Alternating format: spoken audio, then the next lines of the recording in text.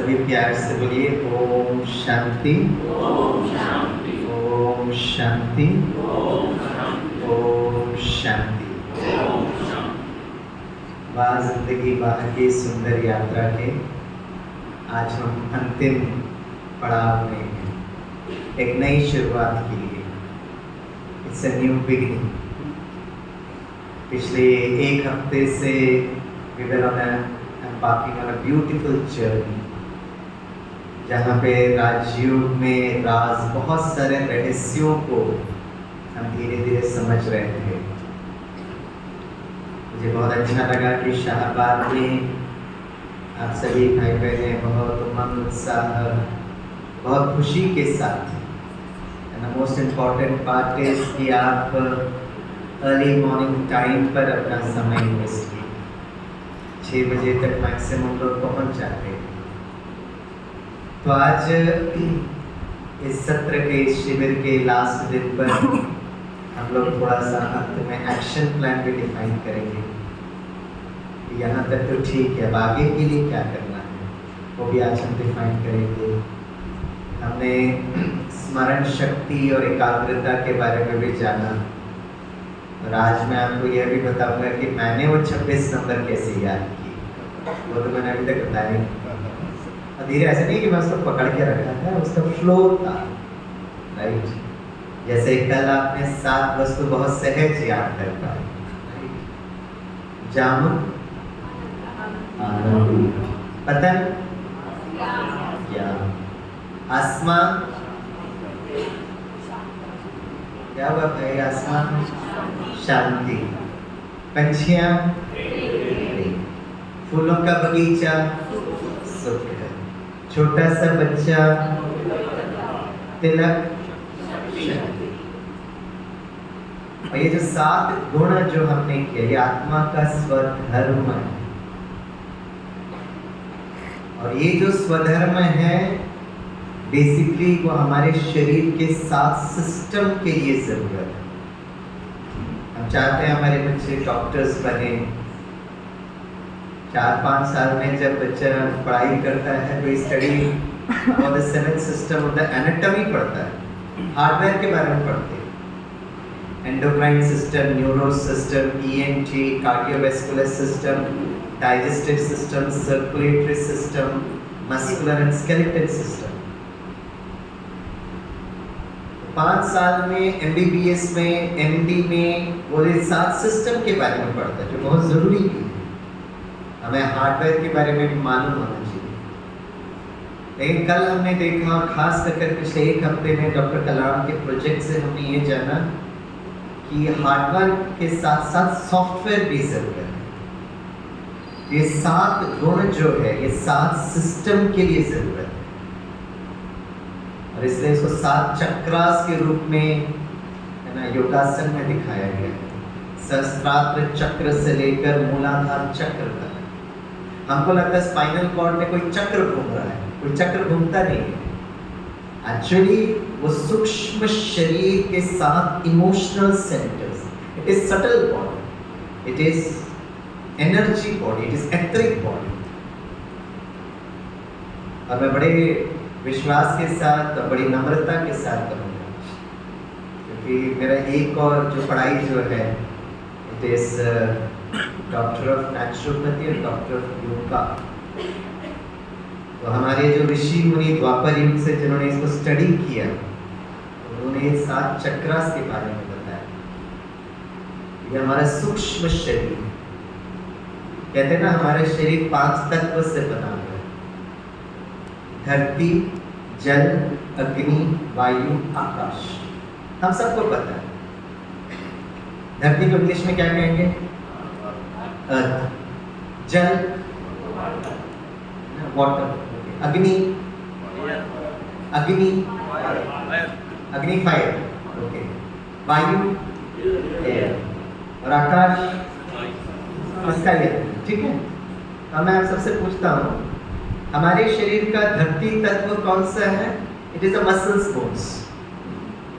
जल तत्व क्या है? जो हम ब्लड सर्कुलेट होता है। वायु कौन सा है? जो हम ब्रीदिंग करते हैं। अग्नि तत्व हमारे शरीर में जो जठर अग्नि बनती है, अब बताइए हमारा शरीर का आकाश तत्व कौन सा? Which is the sky element inside our body?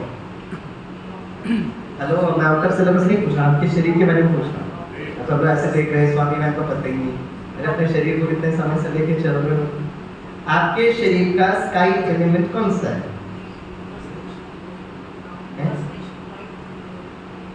मस्त, हाँ बताइए। हाँ जी, क्राउन। अच्छा, वेरी गुड। Brain, okay. चलिए, all these answers are beautiful answers. Brain is also hardware ना भाई सर, कुछ ना कुछ मसल्स बोल्स तो बनेंगे, राइट? एक्चुअली हमारे शरीर का जो स्काई एलिमेंट है वो है हमारा सूक्ष्म शरीर। बेंजी ने सही बताया। हम सुबह से शाम तक जो हम संकल्प करते हैं, हमारा मन, इट इज द स्काई। तो मन डिस्टर्ब हुआ मतलब सॉफ्टवेयर डिस्टर्ब हुआ। सॉफ्टवेयर का ध्यान नहीं रखेंगे, वो हार्डवेयर को जरूर इफेक्ट करेगा। आपका हार्डवेयर कितना भी अच्छा हो, लेकिन सॉफ्टवेयर में वायरस होगा तो एक दिन, एक महीना, एक साल के बाद हार्डवेयर बंद होना ही है। तो परमात्मा आकर कहते हैं बच्चे, राजयोगी के साथ राज ऋषि बनिए। राजयोगी आत्मा को ठीक करता है और राज ऋषि शरीर का ध्यान। ठीक है, और यही हम लोग पिछले एक हफ्ते से सीख रहे हैं। हम अपने बच्चों को कितना कुछ पढ़ाते हैं, राइट, लेकिन अपने शरीर के बारे में कोई समझ नहीं होती। हमारे शरीर को किस तरह से चलाना है, no education is given, unfortunate बात। हमारे मन को कैसे चलाना, आउट ऑफ सिलेबस। इस शरीर और मन का जो मालिक आत्मा के बारे में आउट ऑफ सिलेबस। तो फिर हम कहते हैं आजकल के बच्चे मानते नहीं, सुनते नहीं, क्या कर रहे हैं, कैसे करेंगे भाई, कोई फॉर्मल एजुकेशन है ही नहीं। इसलिए it's very very important. System को दोष देके फायदा नहीं है। Can we become a part of the solution? Solution पर आप लोग गवर्नमेंट को दोष देना, ब्यूरोक्रेसी को दोष देना, एडमिनिस्ट्रेशन को दोष देना, कहाँ तक करेंगे? So we have to start working on the solution. चलिए, सभी सेटल हो गए, मैं बस भूमिका तैयार कर रहा था कि सभी आ जाए। अब चलते हैं राजयोग पर। और हमेशा मैं कहता हूँ कि बच्चों को अच्छे संस्कार सिखाने के लिए माता पिता और शिक्षक एक अच्छा कथावाचक होना चाहिए। Mother, the father and the teacher should be a very beautiful story teller. हर दिन मैं आपको एक राजा की कहानी सुना रहा हूँ। एक बार एक राज्य में एक राजा था, बहुत अच्छा राजा। लोग इतने प्रसन्न थे राजा से, बड़ा खुशहाल रखता था लोगों को। कुछ दिनों के बाद राजा की तबीयत खराब हो गई। तो राज्य में आते हैं और राजा का नाड़ी को देखते हैं और कहते हैं, राजन आपके लिए वक्त बहुत कम, you have got very limited time. अब राजा को भी समझ में आ रहा था कि मेरा अंतिम समय चल रहा है, उसका शरीर उसको कह रहा था। अब ये बात प्रजा तक पहुंची तो सबको लगा इतना अच्छा राजा जो है अब आज जाने वाला है, कुछ दिनों में जाने वाला है। तो कुछ प्रजा जो थे वो मंत्री के पास आए और कहा, हमने सुना है राजा के पास बहुत कम समय है, तो हम उनसे मिलना पसंद करेंगे।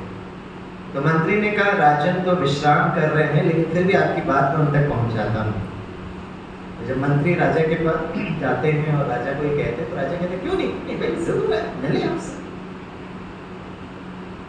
सारे जो प्रजा हैं जब राजा को देखते हैं तो नेचुरली बहुत उदास हो जाते हैं, निराश हो जाते हैं। इतना अच्छा राजा लेटे हुए अंतिम श्वास की गिन रहे। तो राजा एक एक को देखता है, सबका चेहरा उदास, निराश, मायूस, वेरी सैड, ग्लूमी।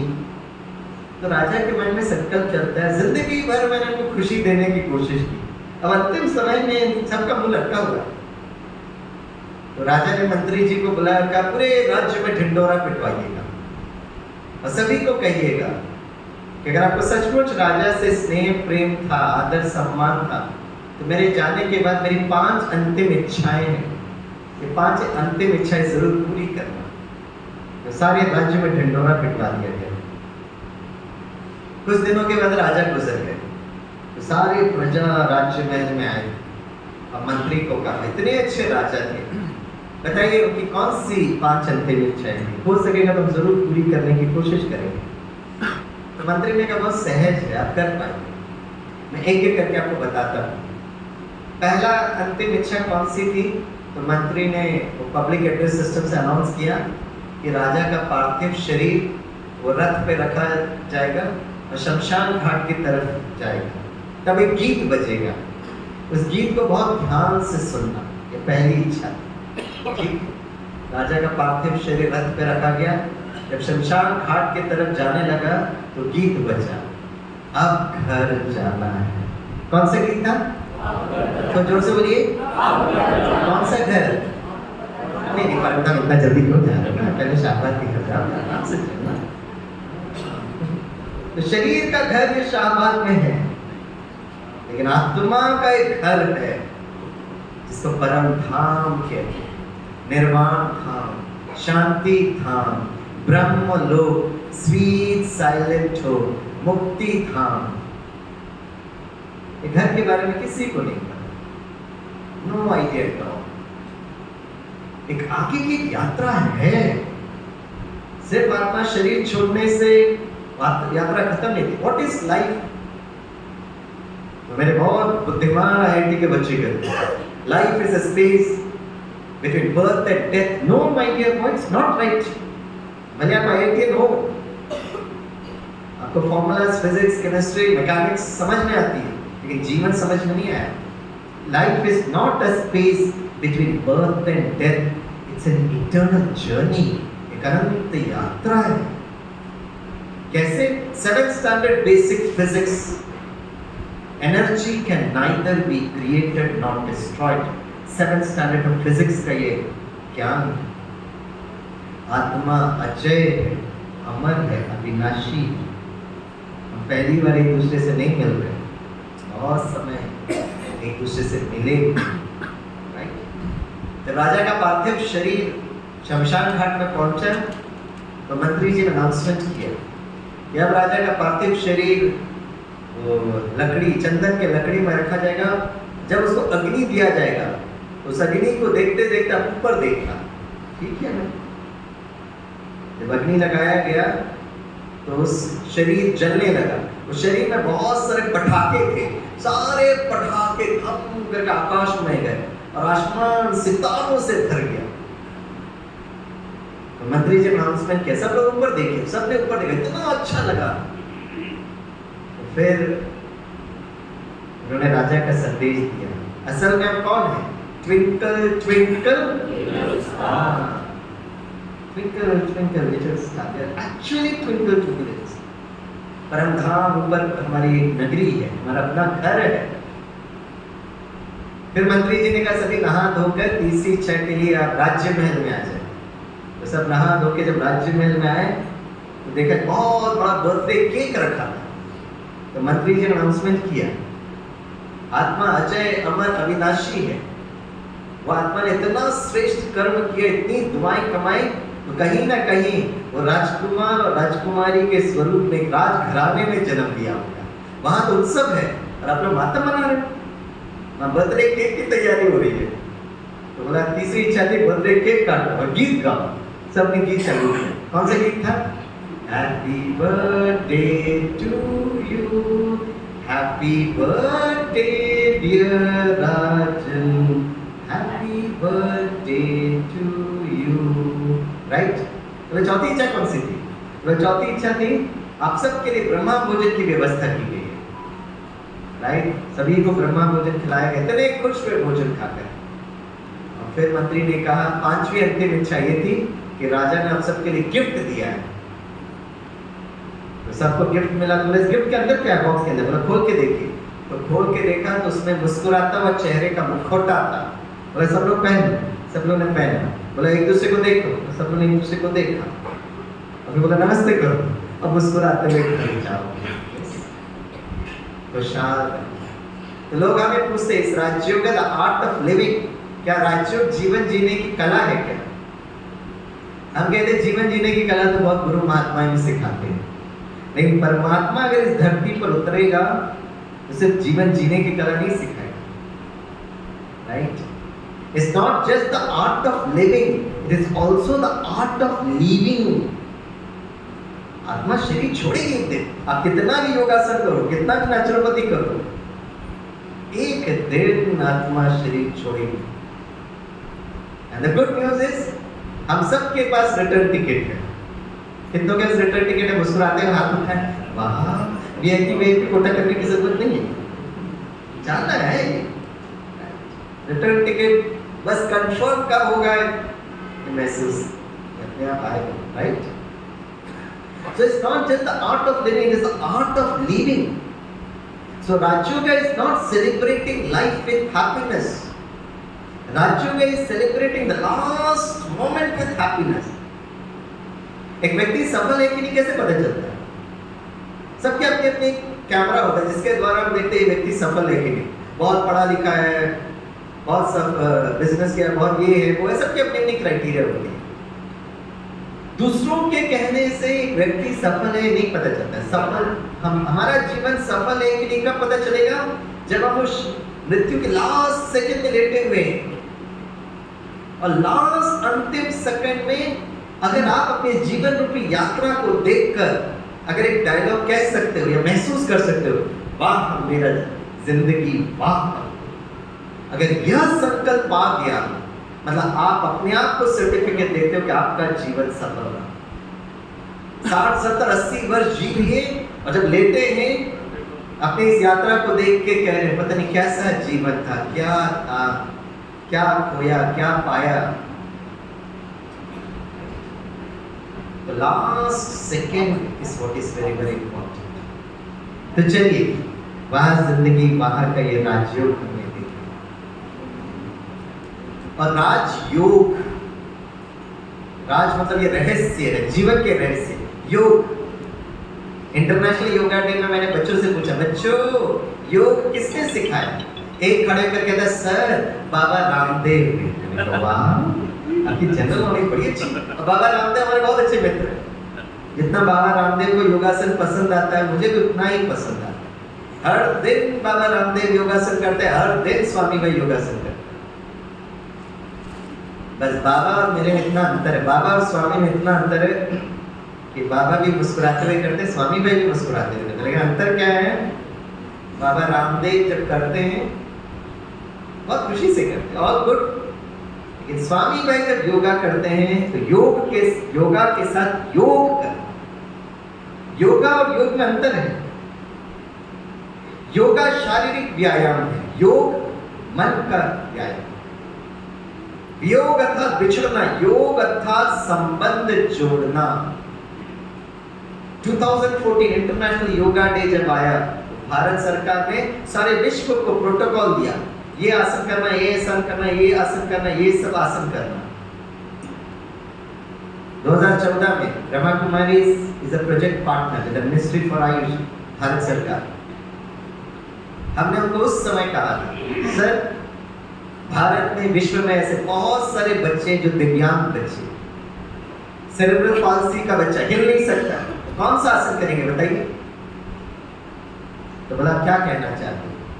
हमने उनको कहा जो शरीर का व्यायाम नहीं कर सकते हैं उनको मन का व्यायाम सिखाएं।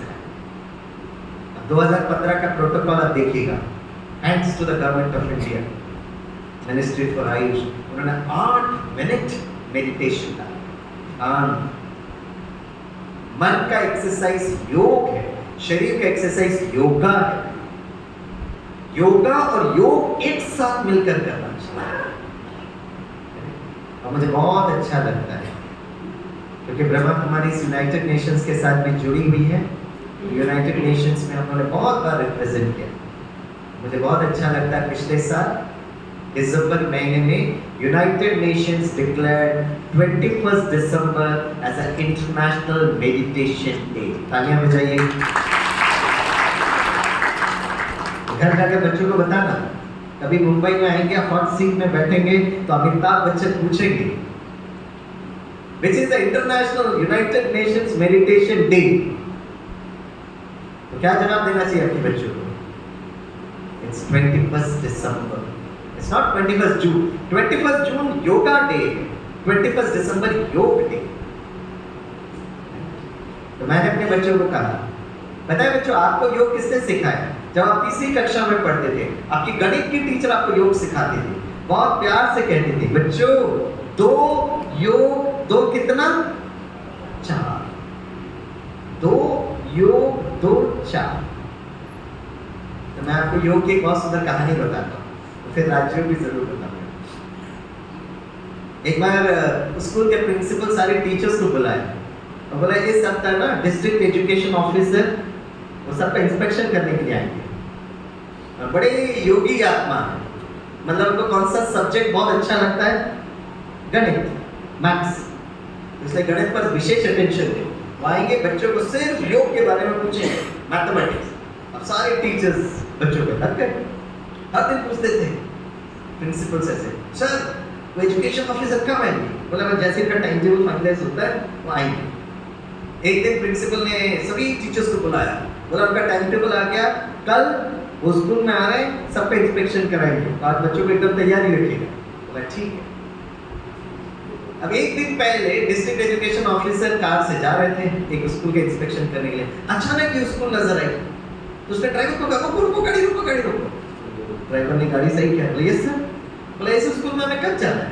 बोला सर टाइम टेबल के हिसाब से तो कल आपको जाना है। बोला अरे भाई आए गए हैं तभी इंस्पेक्शन कर। नहीं नहीं सर कल आप। अरे भाई बच्चों को पूछ नहीं योग कैसा है भाई, पूछने में 2 मिनट लगता है, काम हो जाएगा। सर आपको कल जाना। अरे भाई रोको गाड़ी, धीरे से उतरे। बोला रुको मैं देखता हूँ बच्चों का योग कैसे है। जैसे ही प्रिंसिपल के कैबिन में गए तो प्रिंसिपल की अवस्था क्या हुई? प्राणायाम होने लगा।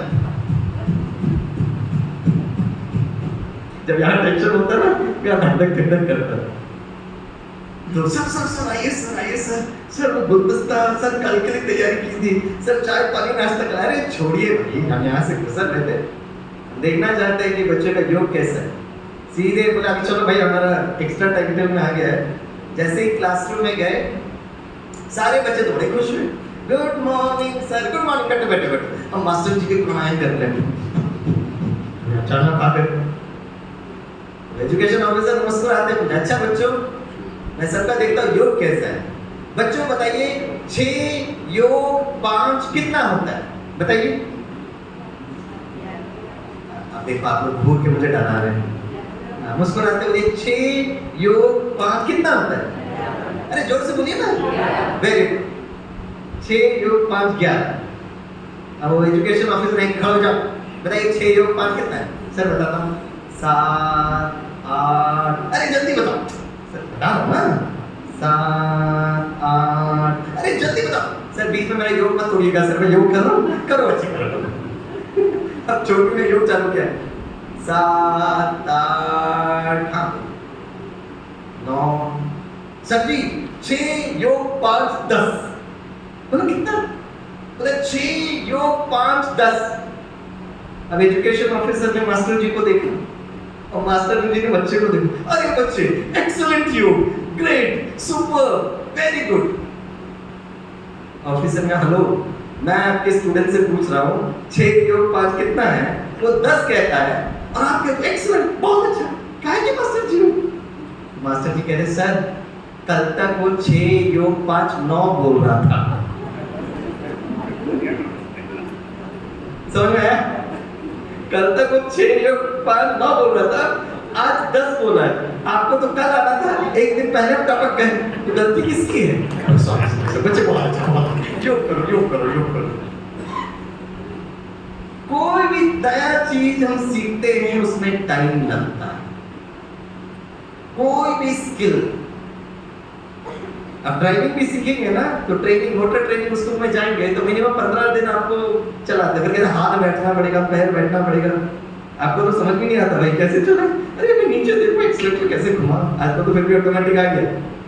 अब यहाँ देखो क्या, ऊपर देखो, अरे ऊपर देखो तो यहाँ कैसे मैं गियर को चेंज करूँ। और स्टार्टिंग में जो लोग स्टार्टिंग में गाड़ी चलाते हैं ना, चाहे भाई हो चाहे बहन हो, गाड़ी धीरे धीरे चलाएंगे, पूरा ऊपर देखो ये क्या हो जाएगा, अरे कैसे ढूंढ रहा है कौन से गियर है कैसे गियर है। और फिर अगर वहां से गाड़ी आ गई ना, आप एक काम करते हो 1.5 किलोमीटर दूर अपने गाड़ी को साइड में रखो, चाहिए। कितना ध्यान रखते हैं। और धीरे धीरे कुछ समय के बाद ड्राइविंग बिकम्स अ प्लेजर। आदमी ऑटो मोड पर चलता है, आपको देखना थोड़ी ना पड़ता है, आराम से आप अपने पूरे सिस्टम को उस गाड़ी के सिस्टम से ढाल लें। Accelerator, brake, clutch, right? वही राजयोग करने के लिए यह आत्मा के 3 फैकल्टी है, जिसको इंडियन इंस्टीट्यूट ऑफ मैनेजमेंट या किसी भी एमबीए इंस्टीट्यूट में MIS कहते हैं। इंडस्ट्री में भी यही कहते हैं, चाहे आपका मंडी हो, चाहे वो इन्फोसिस हो या टाटा हो, हर जगह MIS यूज होता है। MIS मतलब मैनेजमेंट इंफॉर्मेशन सिस्टम। मंडी में कितना गेहूं आया, कहां पर गया, सारे इंफॉर्मेशन होता है, कौन से किसान से आया, कहां से आया। लेकिन स्वयं का MIS क्या है? स्वयं का MIS है मन। मन का काम है संकल्प करना। I is इंटेलेक्ट, बुद्धि। बुद्धि का काम है चित्र बनाना। और एक ही कर्म जब हम बार बार करते हैं तो वो संस्कार बनता है।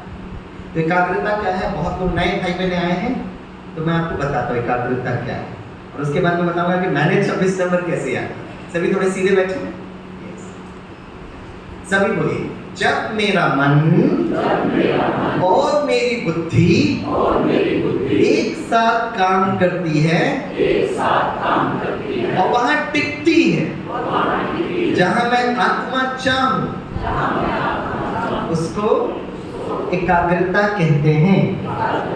इंग्लिश में बोलिए, when mind and intellect works together and it stays where the soul decides, it is called concentration.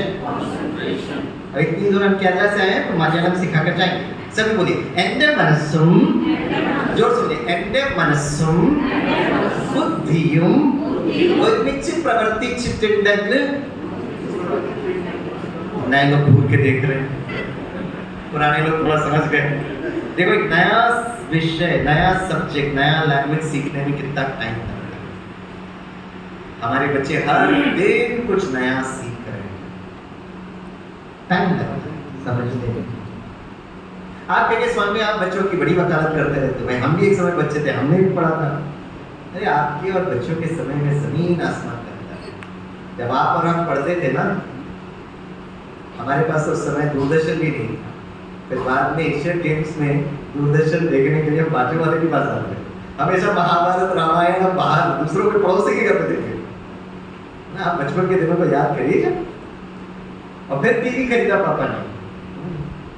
एक हफ्ते में वो आधा घंटा चित्रहार के लिए हम घंटे, पूरा एक संडे मूवी आती थी, वो भी साइलेंट मूवी, नसरुद्दीन शाह और शबाना आजमी। हम लोग देखते थे संडे में, कल कौन सा मूवी आएगा, कल कौन सा मूवी आएगा, साइलेंट मूवी। नसरुद्दीन शबाना को देख रही है, शबाना नसरुद्दीन को देख रही है, ओम शांति। राइट? आज हमारे बच्चों के पास वो मोबाइल फोन, इतना डिजिटल एडिक्शन है। इसलिए मैं माता पिता को बहुत प्यार से कहता हूँ, आपको मेडिटेशन करना है या नहीं करना है, आपको यहाँ आना है नहीं आना है, आपकी स्वतंत्रता है। लेकिन प्लीज आपके बच्चों के खातिर, नहीं तो एक ऐसा समय आएगा जो इतनी हलचल वाला समय है। क्योंकि हम लोग देखते हैं ना, बच्चों से मिलते हैं, और हमारा काम ही उस पर है, स्टडी हमारा उस पर है। बच्चों का चेहरा देखकर हमें समझ में आ जाता है क्या हालत हो गया आजकल बच्चों की। एक बार मुझे याद आता है, 2 साल पहले G20 चल रहा था, तो मैसूर में मुझे Y20 के लिए बुलाया गया। Y20 is youth 20 programme. और ब्रह्मा कुमारी से पूरे भारत में और विश्व में जहाँ ये G20 है, वहाँ सब जगह हमारे सेंटर्स हैं, ब्रह्मा कुमारी सब जगह प्रोग्राम है। तो मुझे Y20 यूथ प्रोग्राम में बुलाया गया मैसूर में। वहाँ पूरी सभा बैठी थी, यूथ थे। वहाँ की मैसूर की जो जोनल इंचार्ज लक्ष्मी दीदी जी भी। तो मैंने उस सभा में कहा, अब यूथ का सिर्फ 1-2 घंटे का लेक्चर लेकर नहीं होता है। मैंने कहा हमारा 5 दिन का वहाँ पे ज्ञान सरोवर बना है, रिट्रीट सेंटर, रेसिडेंशियल।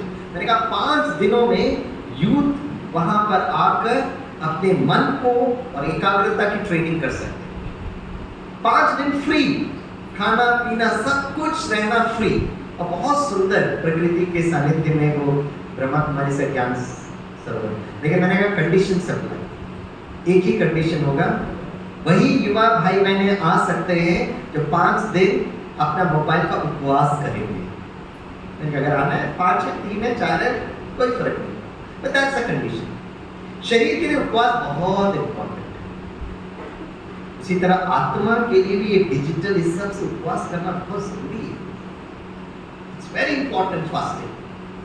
तो मैंने कहा एक कंडीशन, अब मैं दूसरा दिन देखा, बोला आप लोग रजिस्टर करिएगा। करीब 105 या 110 बच्चों ने रजिस्टर किया। मुझे वो दिन बहुत अच्छी तरह से याद है। हम लोग स्टेज में बैठे थे, तो लक्ष्मी दीदी ने कहा उपवास किसने करवाना चालू किया? तो बोला स्वामी भाई। बोला स्वामी भाई पहले अपना मोबाइल सबमिट करें। मुझे पहले से बोला, मैंने कहा मैं सबमिट नहीं करूँगा। मैंने अपना बोला चिट्ठी लो, नाम टिक करो, सबके सामने, हमने सबके सामने सबमिट किया। और फिर सबने कहा आप सब सबमिट करें, सबने सबमिट किया। मेरे को तो गले में वरमाला नहीं लटकाया, लेकिन सारे यंग बॉयज एंड गर्ल्स के दीदी ने सबको वरमाला भी दिया। वरमाला क्या था? साइलेंस, यहाँ लिखा था साइलेंस। 5 दिन युवा लड़के लड़कियां 5 दिन बोला स्वामी भाई ओम शांति नहीं बोलेंगे तो आप ओम शांति नहीं करेंगे। 5 days। पिछले साल की बात कर रहा हूँ, 15-20 साल की पहले की बात नहीं कर। मुझे वो इतना ग्रुप अच्छा, एकदम साइलेंस, बोला कमरे में भी बिल्कुल बात नहीं करेंगे। 5 दिन मन का उपवास, मोबाइल का उपवास, मुख का उपवास, साइलेंस। तो मैंने लक्ष्मी दी से पूछा, दीदी कि बच्चे आजकल के बच्चे ऐसे भी होते हैं क्या? हमारे मुंबई के बच्चे तो मोबाइल छोड़कर जीवन नहीं जी पाते। 5 दिन इतना साइलेंस में थे। बोला स्वामी में पता है ये बच्चे इस ग्रुप में क्यों आए? मैंने कहा क्यों? बोला 20 दिन पहले हमने पब्लिक के लिए अनाउंसमेंट किया था, तो इनके माता पिता 20 दिन पहले 5 दिन मोबाइल का उपवास किए हुए। जो माता पिता जो करते हैं वो बच्चों को करने के लिए शक्ति।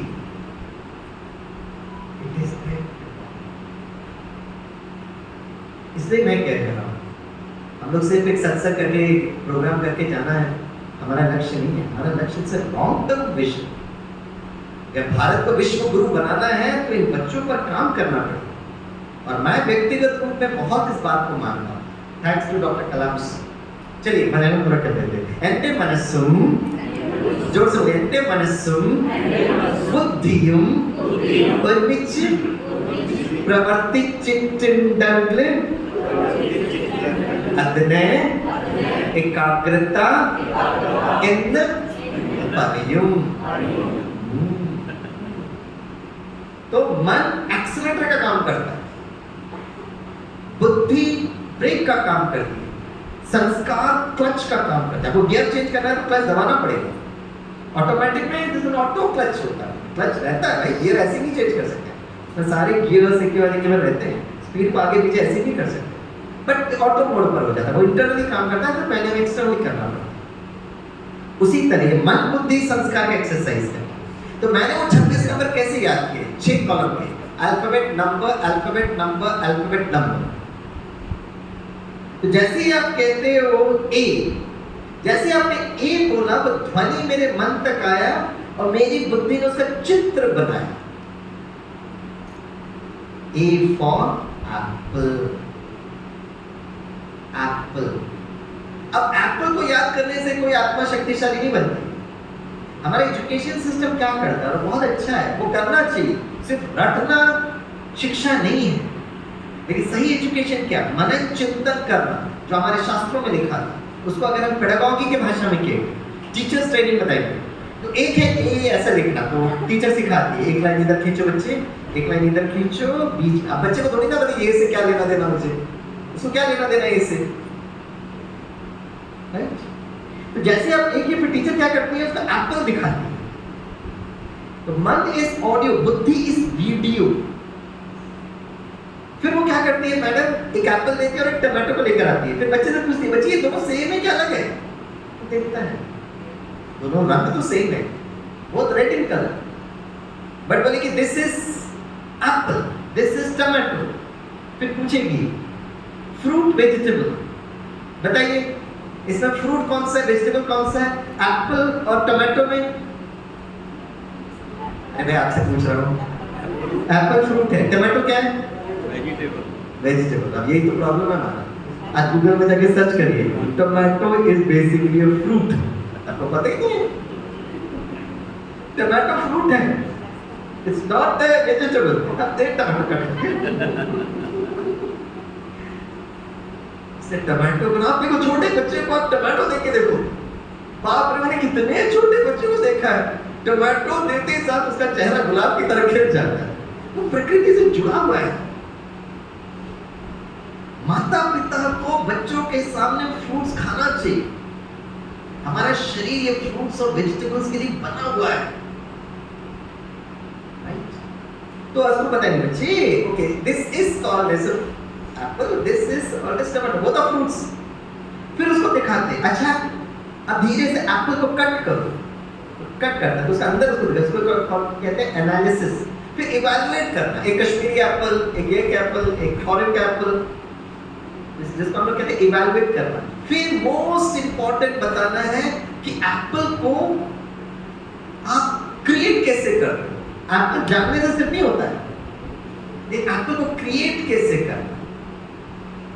जैसे आजकल में बहुत सारे एजुकेशन सिस्टम में बहुत सारे प्रोजेक्ट्स होते हैं, लेकिन वो मैक्सिमम प्रोजेक्ट्स मम्मी डैडी को बड़ा परेशान करते हैं, क्योंकि मम्मी डैडी को करना पड़ता है परेशान। लेकिन उसके पीछे का भाव अगर आपने समझ लिया, प्लीज जब स्कूल से प्रोजेक्ट मिलता है, ये कर क्या हो, ये कर क्या हो, ये कर, मम्मी डैडी को इतना गुस्सा आता है। आपको गुस्सा इसलिए आ रहा है क्योंकि आप वो काम के स्वरूप में देख रहे हो। क्या है, वो मार्केट में जाके ये भी खरीदना पड़ेगा, ये भी खरीदना, ये भी चिपकाना पड़ेगा, ये भी चिपकाना पड़ेगा, और टीचर पर भागते रहते हैं। प्लीज हम क्या करने की कोशिश कर रहे हैं, ये सिस्टम है टीचिंग का। मैं आपको बताता हूँ क्यों हम लोग ये करवा रहे हैं। हाँ, माता पिता को मदद जरूर करना पड़ेगा, लेकिन मोबाइल के बदले में एटलीस्ट उसके साथ तो करो। सपोज मुझे आपको सांबार सिखाना, केरला का सांबार अलग है, आपका शाहबाद का सांबार अलग है, यूट्यूब का सांबार अलग है। केरला में हर 200 किलोमीटर में है ना सांबार बनाने की विधि चेंज होती है। तो अब मैं कह रहा हूँ कन्नूर सांबार, जहाँ पर मैं रहता हूँ, तो मैं आपको 3 तरीके से सिखाऊंगा। पहला मैं बताऊंगा, मैं आपको बताता रहूंगा, कुकर लो, ये दाल डालो, सब्जी डालो, नारियल करो, सब्जी हो गया, तो ऑडियो में बोल रहा हूँ। दूसरा, मैं आपको वीडियो दिखा रहा हूँ, पीपीटी दिखा रहा हूँ, वीडियो दिखा रहा हूँ किस तरह से सांबार बनाया जाता है। तीसरा मैं क्या करूंगा, आपको मैं किचन में लेकर जाऊंगा, आपसे करवाऊंगा। मैं कहूँगा प्रेशर कुकर उठाओ, आप प्रेशर कुकर उठाएंगे।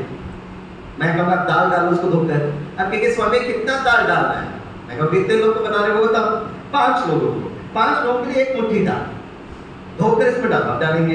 कितना पानी भरना है, मैं कहूँगा इतना पानी भरो। कौन सा सब्जी, मैं ये सब्जी दो, काटो। नारियल को कैसे फ्राई करना है, कब उसमें मसाला डालना है, कौन सा मसाला डालना है, आपका सांभर तैयार। आप बताइए, तीनों केस में, एक मैंने आपको बोला, दूसरा मैंने आपको दिखाया, तीसरा आपसे करवाया। तीनों केस में बताइए सांभर सहज आप किस में बना सकते हैं और स्वादिष्ट किस में बनेगा। मैंने नहीं बताया, भाइयों से पूछते हैं, बताइए पहला, दूसरा या तीसरा। भाई लोग बताइए, जोर से बोलिए।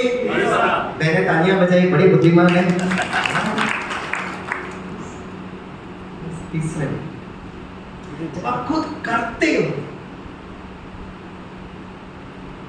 संस्कार भी कराना है तो बच्चों को आपको देखना पड़ेगा कि आप कैसे कर रहे हो। That's very very important. तो ए से लेकर जेड तक हर अल्फाबेट का मैं चित्र बनाता था, हर नंबर का भी मैं चित्र बनाता हूँ, राइट।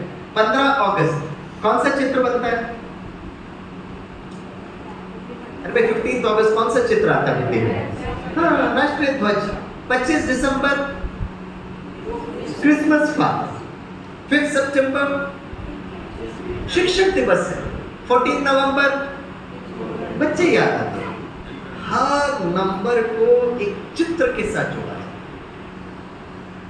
राइट।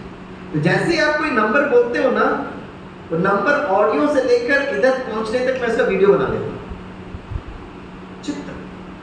जैसे मैं आपको सहज रीति से बताऊं, जैसे एक बोलते ही साथ ये एलकेजी सिलेबस है भाई, कोई बहुत बड़ा जादू नहीं है।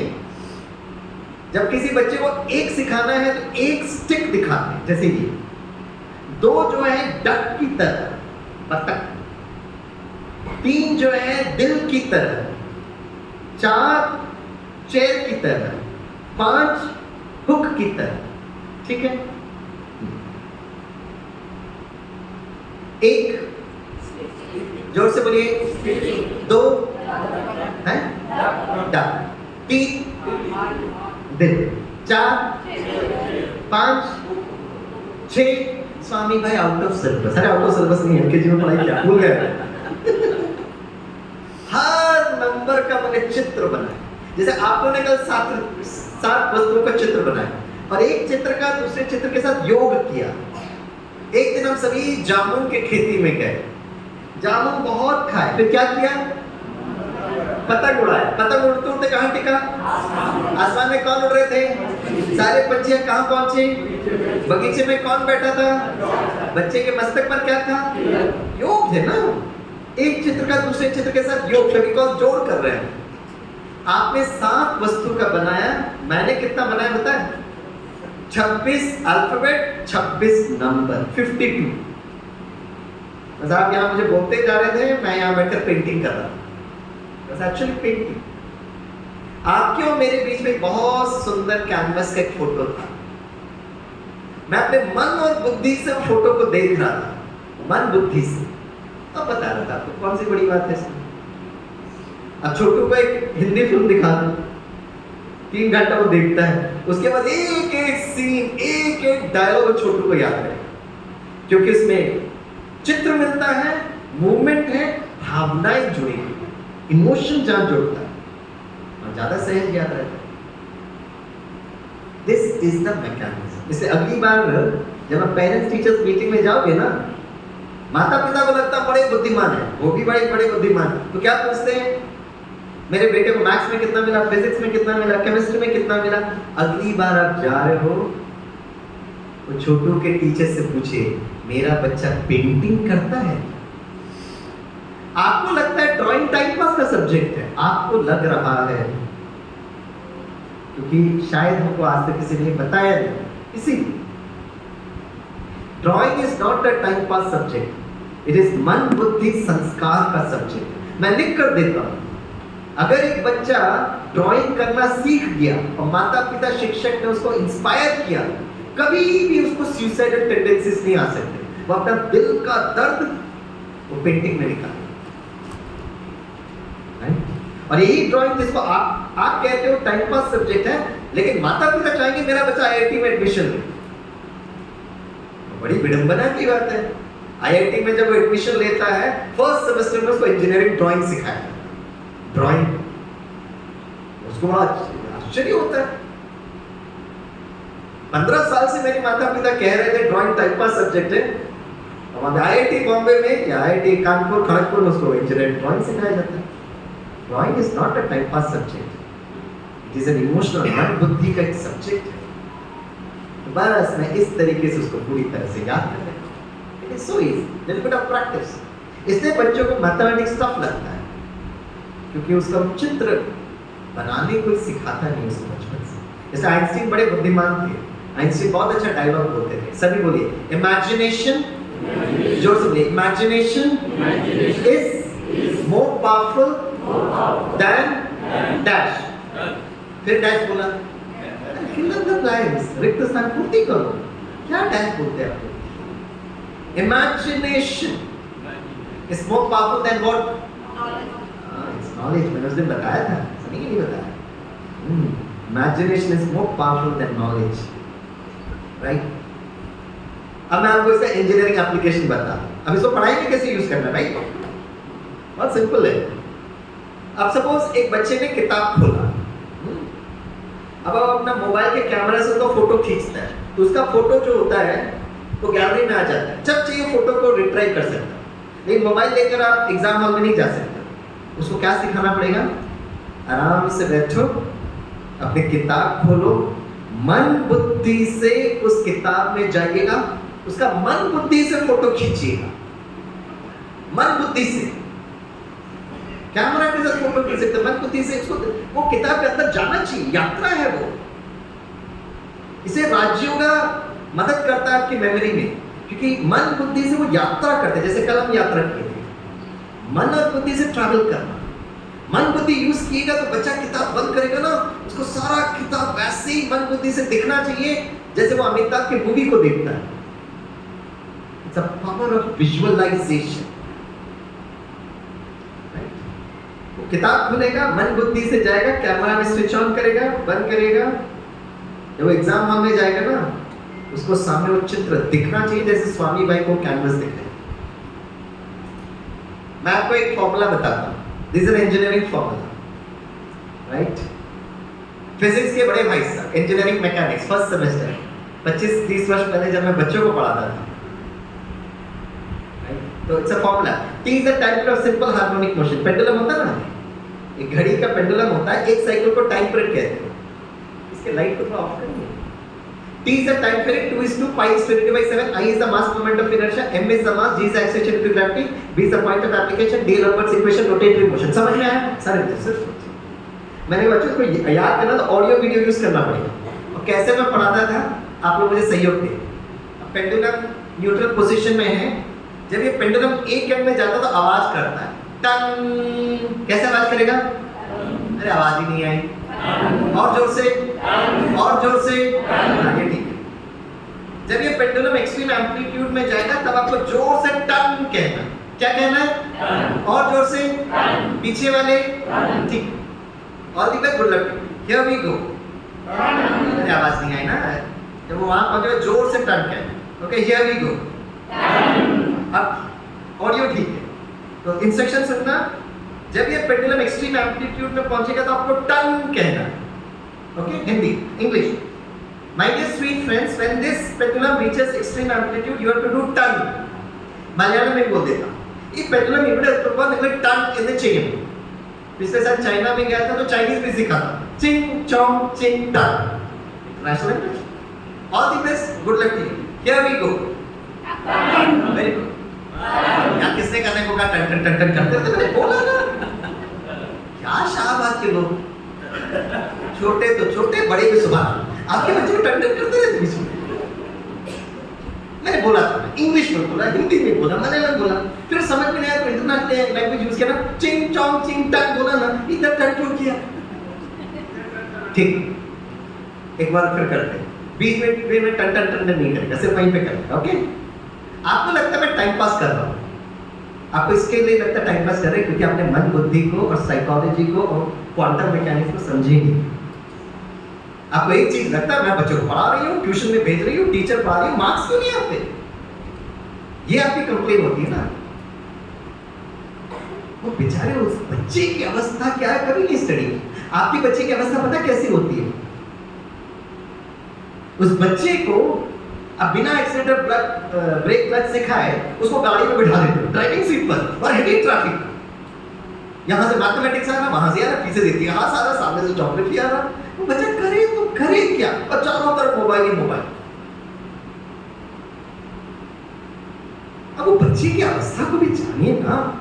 आपके समय पे बस चित्रहार था, कृषि दर्शन होता था, एक साइलेंट मूवी होता था। अब बच्चे को तो नहीं कहो ना कि आप मोबाइल यूज करना बंद करो। अरे सारा क्लास में सारे होमवर्क असाइनमेंट लिखत में आपके मोबाइल में आता है बच्चे का। तो ये बोला कि मोबाइल यूज मत करो, ये कोई विधि नहीं है। अभिमन्यु की तरह वो चक्रव्यूह में जाए, विजय होकर वो चक्रव्यूह से बाहर निकले, ये सिखाना पड़ेगा। प्लीज कैसे हम समझाएं पेरेंट्स को? प्लीज आइए, मन बुद्धि को यूज करना सीखिए, बच्चों को सिखाइए। टाइम नहीं मिलता, टाइम नहीं मिलता। किसी को हार्ट अटैक होता है तो सारा मंडी रखकर जाते हैं ना हॉस्पिटल में, तब तो नहीं होते नहीं मंडी का क्या होगा, जाते हैं। रिश्तेदार का हार्ट अटैक तो भी जाते हैं।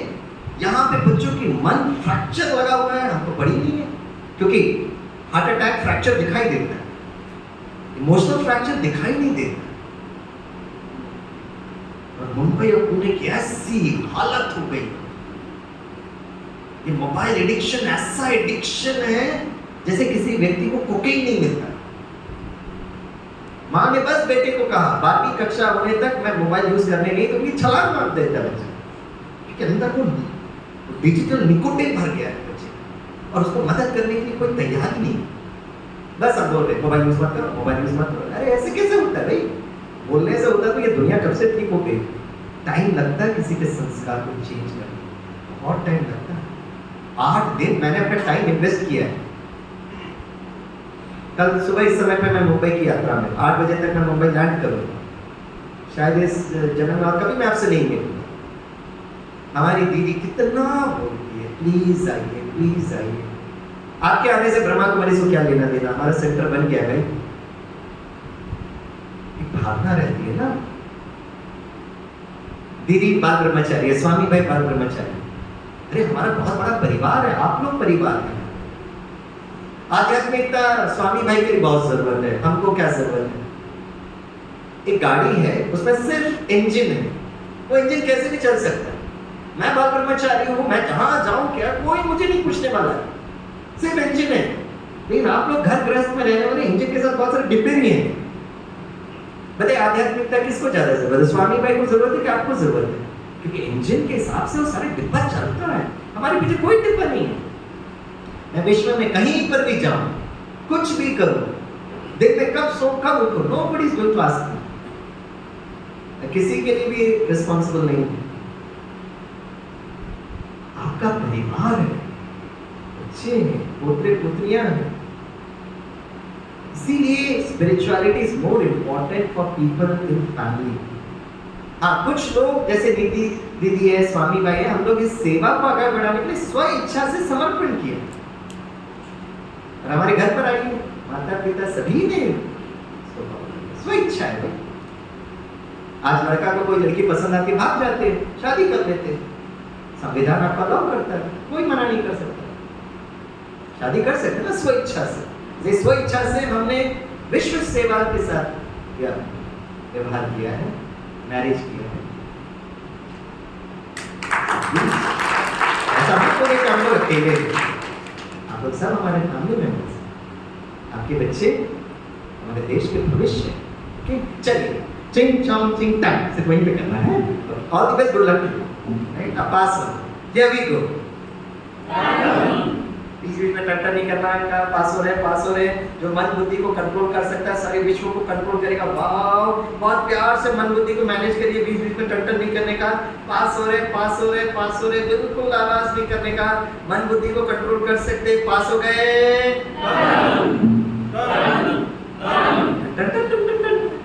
ये जो टंटन का जो बीच का टाइम है, इसको टाइम पीरियड कहते हैं। अभी टंटन जो है ना ऑडियो है, मन मिल गया, मन को ऑडियो मिल गया। मैंने कहा बच्चों अब आप लोग वीडियो बनाइए। बहुत सोचा, एक में खड़े लगा, sir I for mister India film sir. मैं कहा मैं मिस्टर इंडिया फिल्म में क्या करूंगा? बोला मिस्टर इंडिया फिल्म में विलन का कैरेक्टर का नाम मालूम क्या था? क्या था भाई लोग बताइए। अरे वाह, किसने कहा? वेरी गुड जनरल नॉलेज है, परफेक्टली राइट। एमजीबी मुकाबला खुश हुआ। मैंने कहा मैं भी बहुत खुश हुआ। मैंने कहा कैप्टन 2 पाई को जोड़कर एक अच्छा सा वीडियो चित्र बना, स्क्रिप्ट बना। बहुत सोच रहे, एक ने खड़े लगा, सर हिंदी में स्क्रिप्ट बनाई है। मैंने कहा बोलिए। बोला सर आई स्टार्ट विद 2। मैंने कहा बोल ना। बोला सर 2 प्रेमी। मैंने कहा व्हाट? बोला 2 प्रेमी। मैंने कहा आगे बढ़, प्रेमी लोग का क्या किया? बोला सर 2 प्रेमी इंतजार कर मर गए बेचारे सर। मैंने कहा होपलेस इमेज, क्या इमेज बनाता? 2 प्रेमी इंतजार कर मर गए बेचारे, आउटराइट रिजेक्टेड, ट्रेजेडी मूवी, एक दूसरे के लिए। मैंने कहा मूवी अच्छा लगता है क्या? 2 प्रेमी इंतजार कर। मुझे ये मूवी बिल्कुल पसंद नहीं है। जैसे ही दूसरे दिन क्लास में गया, बात थोड़ी वेरी हाइपर एक्टिव। स्वामी सर का रात में पूरा सोई नहीं, वो प्रेमी को जीवित करने की कोशिश कर रहे हैं। मैं कहा वाह, जीवित हो गए? कहाँ जी? मैंने कहा कैसे किया? मैंने कहा बताइए। बोला सर 2 प्रेमी। मैंने कहा जीवित कैसे किया वो बताइए। बोला सर 2 प्रेमी इन मुंबई गोराई बीच एंड एंजॉयिंग द प्रकृति सर। मैंने कहा वाह, कितना अच्छा इमेज बनाया। ट्रेजेडी मूवी से एकदम सुपर हिट बना दिया। चित्र बना, क्रिएट एन इमेज, और सारा खेल प्रेम का। Love is such a wonderful emotion. और कहते हैं इस संसार में 2 प्रेम जो शुद्ध, स्वच्छ, पवित्र होता है, एक है ईश्वर का प्रेम और दूसरा छोटू को देखे, छोटू को माँ के गोद में कितना खुशी का अनुभव कर। ये दो प्रेमी ये भी तो हो सकते हैं ना। जब हमने पहले दो प्रेमी बोले थे तो आपकी बुद्धि में कौन सा चित्र आया? सभी मुस्कुरा रहे हैं, ये चित्र क्यों नहीं आया भाई? Right, yes. आज मैं एक बहुत सुंदर कहानी सुनाता हूँ। घर में जाकर बच्चों को कहानी सुना, कहानी से चित्र बनता है और ये हर माँ के लिए समर्पित करता हूँ, विशेष अपनी माँ के लिए। मैंने बहुत वर्ष पहले मैंने अपनी माँ से सीखा।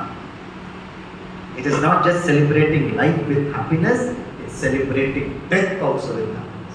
My mama was suffering from cancer. मेरी मम्मा ज़्यादा पढ़ी लिखी नहीं थी, बड़ी प्यारी मम्मा थी। मृत्यु के एक दिन पहले कुछ रिश्तेदार मिलने के लिए आए थे मम्मा से।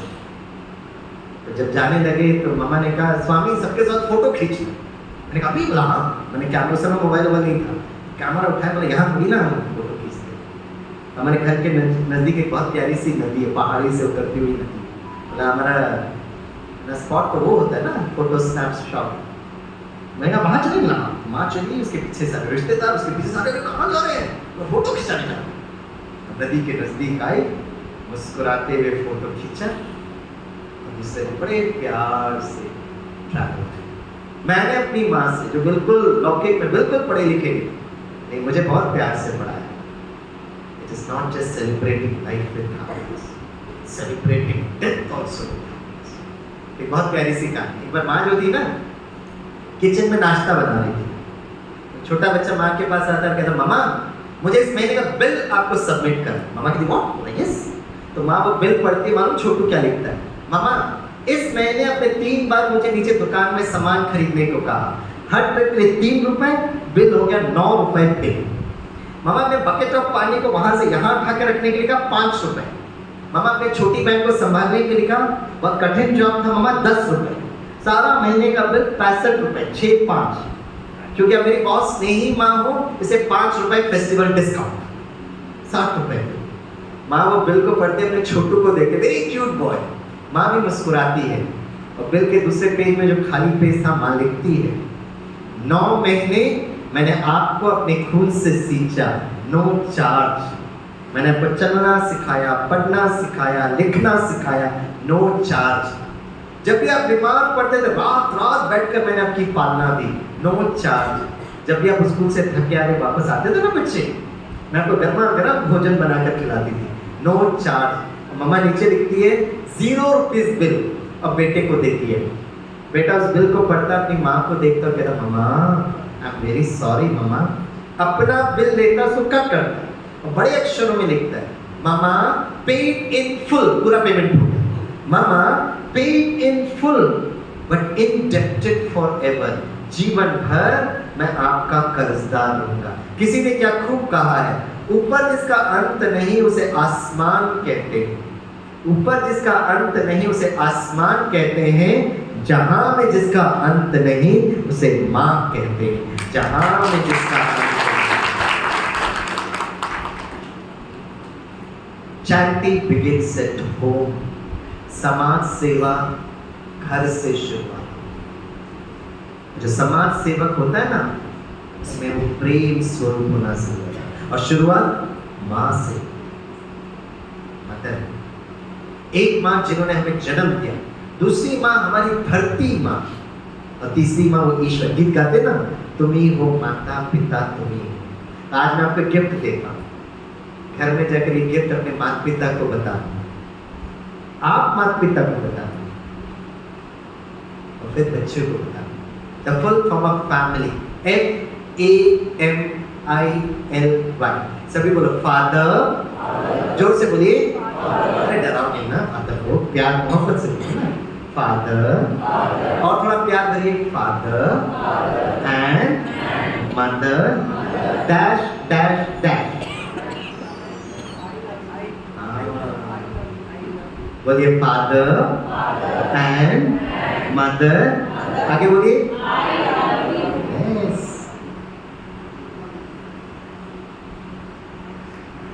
समाज सेवा कितना आप लोग बोलते हैं, बहुत लोगों से हम मिलते हैं, बहुत अच्छे अच्छे फिर जब वो कहते स्वामी भाई टाइम मिलेगा तो हमारे वृद्धाश्रम में आना, जाते भी हैं लोग वृद्धाश्रम। जब वहाँ जाते हैं ना तो कभी कभी लगता है स्वामी भाई ने सही किया जो परिवार को नहीं बढ़ाया। ऐसे माता पिता की कहानी हम सुनते हैं, बच्चों के लिए कितना कष्ट किया, बच्चे इतने पढ़े लिखे लेकिन बहुत प्यार से उनको वृद्धाश्रम, कितना वृद्धाश्रम पढ़ा, कितने लोग उस वृद्धाश्रम, बूढ़े माता पिता। तो जब ये समाज का सीन दिखाई देता है ना तो बहुत अंदर दर्द होता है। तो पता है अपने माता पिता का ध्यान क्यों नहीं रख पाते हम लोग? बहुत सिंपल सी बात है। सपोज आप रास्ते पे ट्रैवल कर रहे हो और देखो इसका साइंस आप देखना, हम कहते हैं इतना वृद्धाश्रम बढ़ रहा है, लोग माता पिता का ध्यान नहीं रखते। कितने वीडियोस आते हैं बूढ़े माँ को तकलीफ देते हुए, बूढ़े पिता को तकलीफ देते हुए, आपको तो आते रहते हैं ना इस प्रकार के वीडियोस। तो इसका साइंस पता क्या है? इसका साइंस बहुत सिंपल साइंस है। सपोज मैं ट्रेन में यात्रा कर रहा हूँ और मेरे को कोई फोन करता है। जब वो फोन करता है ना तो मैं फोन उठाता हूँ, तो सामने वाला व्यक्ति कहता है स्वामी भाई आपकी आवाज़ कट रही है, योर वॉइस इज ब्रेकिंग। क्योंकि मैं ट्रेन में ट्रैवल करता हूँ, तो जब मैं ट्रेन में ट्रैवल कर रहा हूँ, कोई फ़ोन कर रहा है तो योर वॉइस इज ब्रेकिंग, उसको मेरी आवाज़ स्पष्ट सुनाई नहीं देती। तो मैं क्या करता हूँ पता है, मैं मोबाइल उठाता हूँ और इस मोबाइल का ना सिग्नल स्ट्रेंथ होता है, जो डंडियाँ होती है ना 5 डंडियाँ, तो दिखाई देती है आपको। तो क्योंकि मैं ट्रैवल कर रहा हूँ तो मेरा सिग्नल स्ट्रेंथ 1 में टिमटिमा रहा है, मतलब मेरा मोबाइल का कनेक्शन टावर के साथ कट हो गया। क्योंकि ट्रैवल कर हम टावर से बहुत दूर हैं, तो मैं फिर मैसेज भेजता हूँ I am travelling, I will call you back. और बार बार मैं मोबाइल को देखता रहता हूँ कि उसकी सिग्नल स्ट्रेंथ बढ़ रहा है कि नहीं, सिग्नल स्ट्रेंथ। जैसे ही मेरी ट्रेन रेलवे स्टेशन के नज़दीक आती है तो 5 डंडियाँ मुझे दिखती है, मतलब मेरा मोबाइल का कनेक्शन उस टावर के साथ हो गया। यस और नो? तो फिर मैं भाई को फोन करता हूँ, भाई कहता है स्वामी भाई now your voice is clear. मतलब विज्ञान हमें सिखाता है, मोबाइल हमें सिखाता है, जब मेरा मोबाइल का कनेक्शन उस टावर के साथ हो, राइट सिग्नल स्ट्रेंथ हो, तो मेरी आवाज सामने वाले व्यक्ति तक पहुंचेगी। इसलिए आज रिलेशनशिप में इतनी दरारें पड़ रही है, इतनी कॉन्फ्लिक्ट, माता पिता बच्चे कहें, शिक्षक विद्यार्थी कहें, एम्प्लॉयर एम्प्लॉइज की बातें, सब जगह कॉन्फ्लिक्ट ही कॉन्फ्लिक्ट। उसका वैज्ञानिक आंसर ये है कि आत्मा का कनेक्शन उस टावर के साथ वो नहीं है। और जब यहाँ कट होता है, सब लोग कहते हैं वॉइस इज ब्रेकिंग। जैसे लोग कहते हैं ना, पत्नी पति को कहती, पति पत्नी को कहते, आप मेरे को समझ ही नहीं सकते, नहीं समझ सकते, राइट है, क्योंकि आपका कनेक्शन टावर के साथ हो ही नहीं रहा है, वॉइस ब्रेक करेगा। ये मोबाइल टेक्नोलॉजी है भाई। इतने डिवोर्सेस बढ़ रहे हैं। डिवोर्स ठीक है, स्वतंत्रता में नहीं जम रहा है, दोनों लड़का लड़की इंडिपेंडेंट है, लेकिन दोनों के बीच में अगर एक बच्चा आ गया, इतना फोन मुझे आता है, क्या करूं बताइए। हम कहते हैं अपना सिग्नल स्ट्रेंथ बढ़ाइए ना, ताकि एक दूसरे को कंपैटिबिलिटी हो। 2 युवक रास्ते से चल रहे थे, एक ने दूसरे से पूछा तेरी शादी हो गई? दूसरे ने कहा नहीं मैं कन्या ढूंढ रहा हूँ। अच्छा कैसी कन्या चाहिए? बोले एकदम सुंदर सुशील, ओके, एकदम सीता जैसे पवित्र कन्या चाहिए। पहले मैंने कहा ऑल द बेस्ट, शादी पर बुला लो। 2 साल के बाद फिर वो दोस्त मिले, तो पहले का दूसरे मुझसे पूछा शादी हो गई? बोला नहीं शादी नहीं हुई। बोला क्या हुआ, सीता नहीं मिली क्या? तो दूसरा कहते सीताएं तो बहुत मिली, लेकिन सभी सीताएं श्री राम को ढूंढ रहे थे। तो हमारे घर में जो बहू आए एकदम सीता जैसे पवित्र हो, भाई घर में बेटे की हालत क्या है? आज से मुझे लगता है 25 साल पहले Tata institute of social sciences, Bharat का सबसे बेस्ट सोशल साइंस पर जो काम करता है, डिवोर्सेस पर चर्चा हुई। उस समय तो मैट्रिमोनियल पेजेस होता था, है ना, वर्ग के लिए कन्या चाहिए, पढ़ा लिखा हो ये हो। आजकल तो शादी.com, मैट्रिमोनी.com में बायोडाटा अपलोड कर देते। आप लोग अपने बच्चों के लिए देखे होंगे शादी.com, मैट्रिमोनी.com, फोटो रहता है, प्रोफाइल रहता है, कितना पढ़ा लिखा है, राइट, कितना कमाता है, क्या करता है, सब कुछ लिखा है।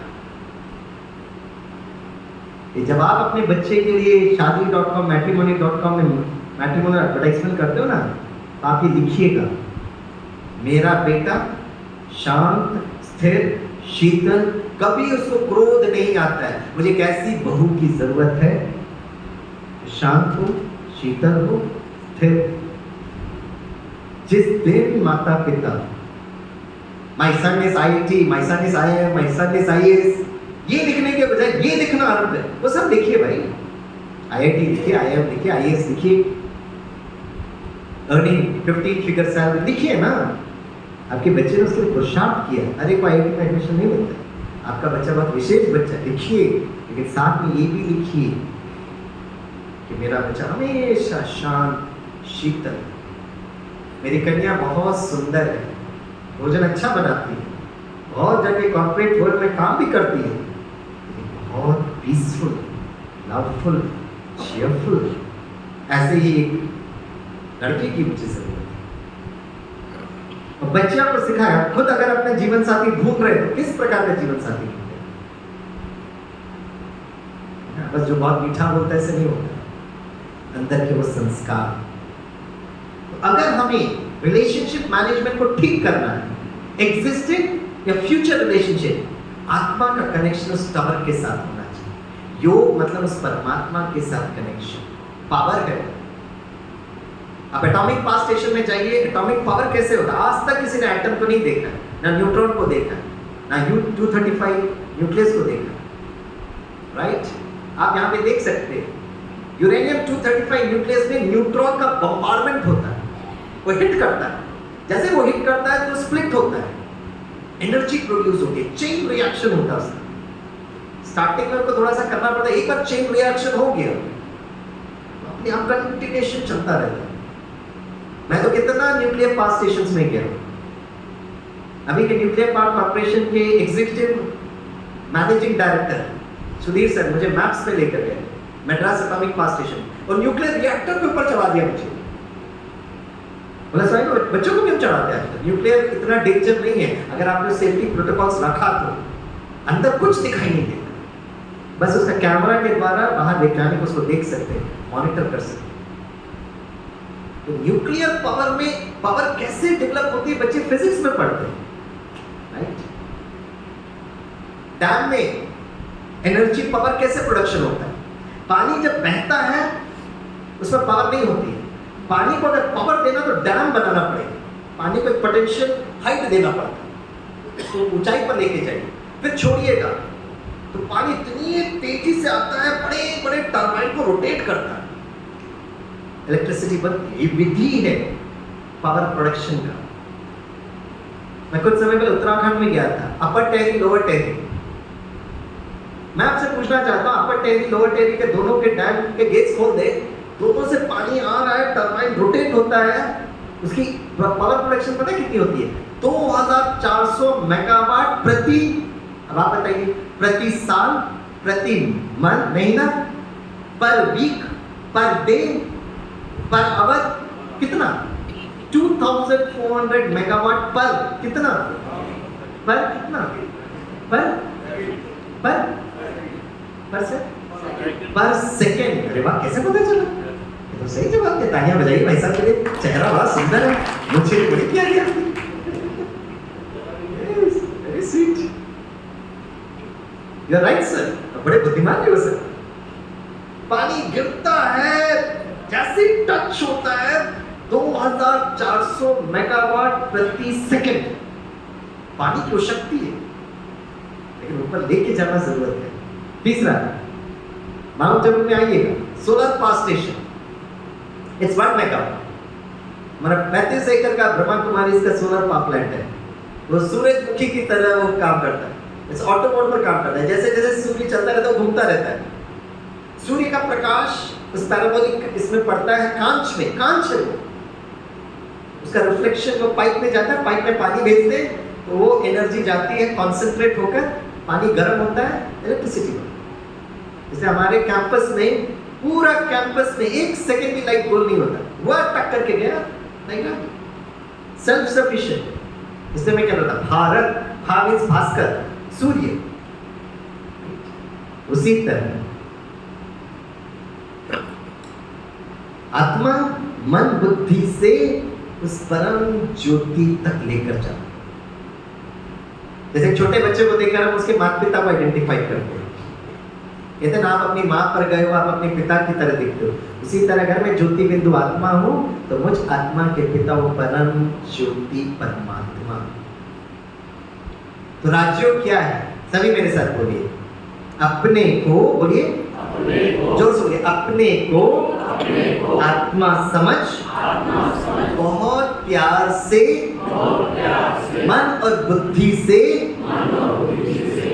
परम ज्योति को याद करना। तो 26 नंबर को याद करने से स्वामी भाई कोई मन शक्तिशाली नहीं बनता। मन बुद्धि से उस परम ज्योति को याद कर, याद, सारा खेल स्मृति और विस्मृति का।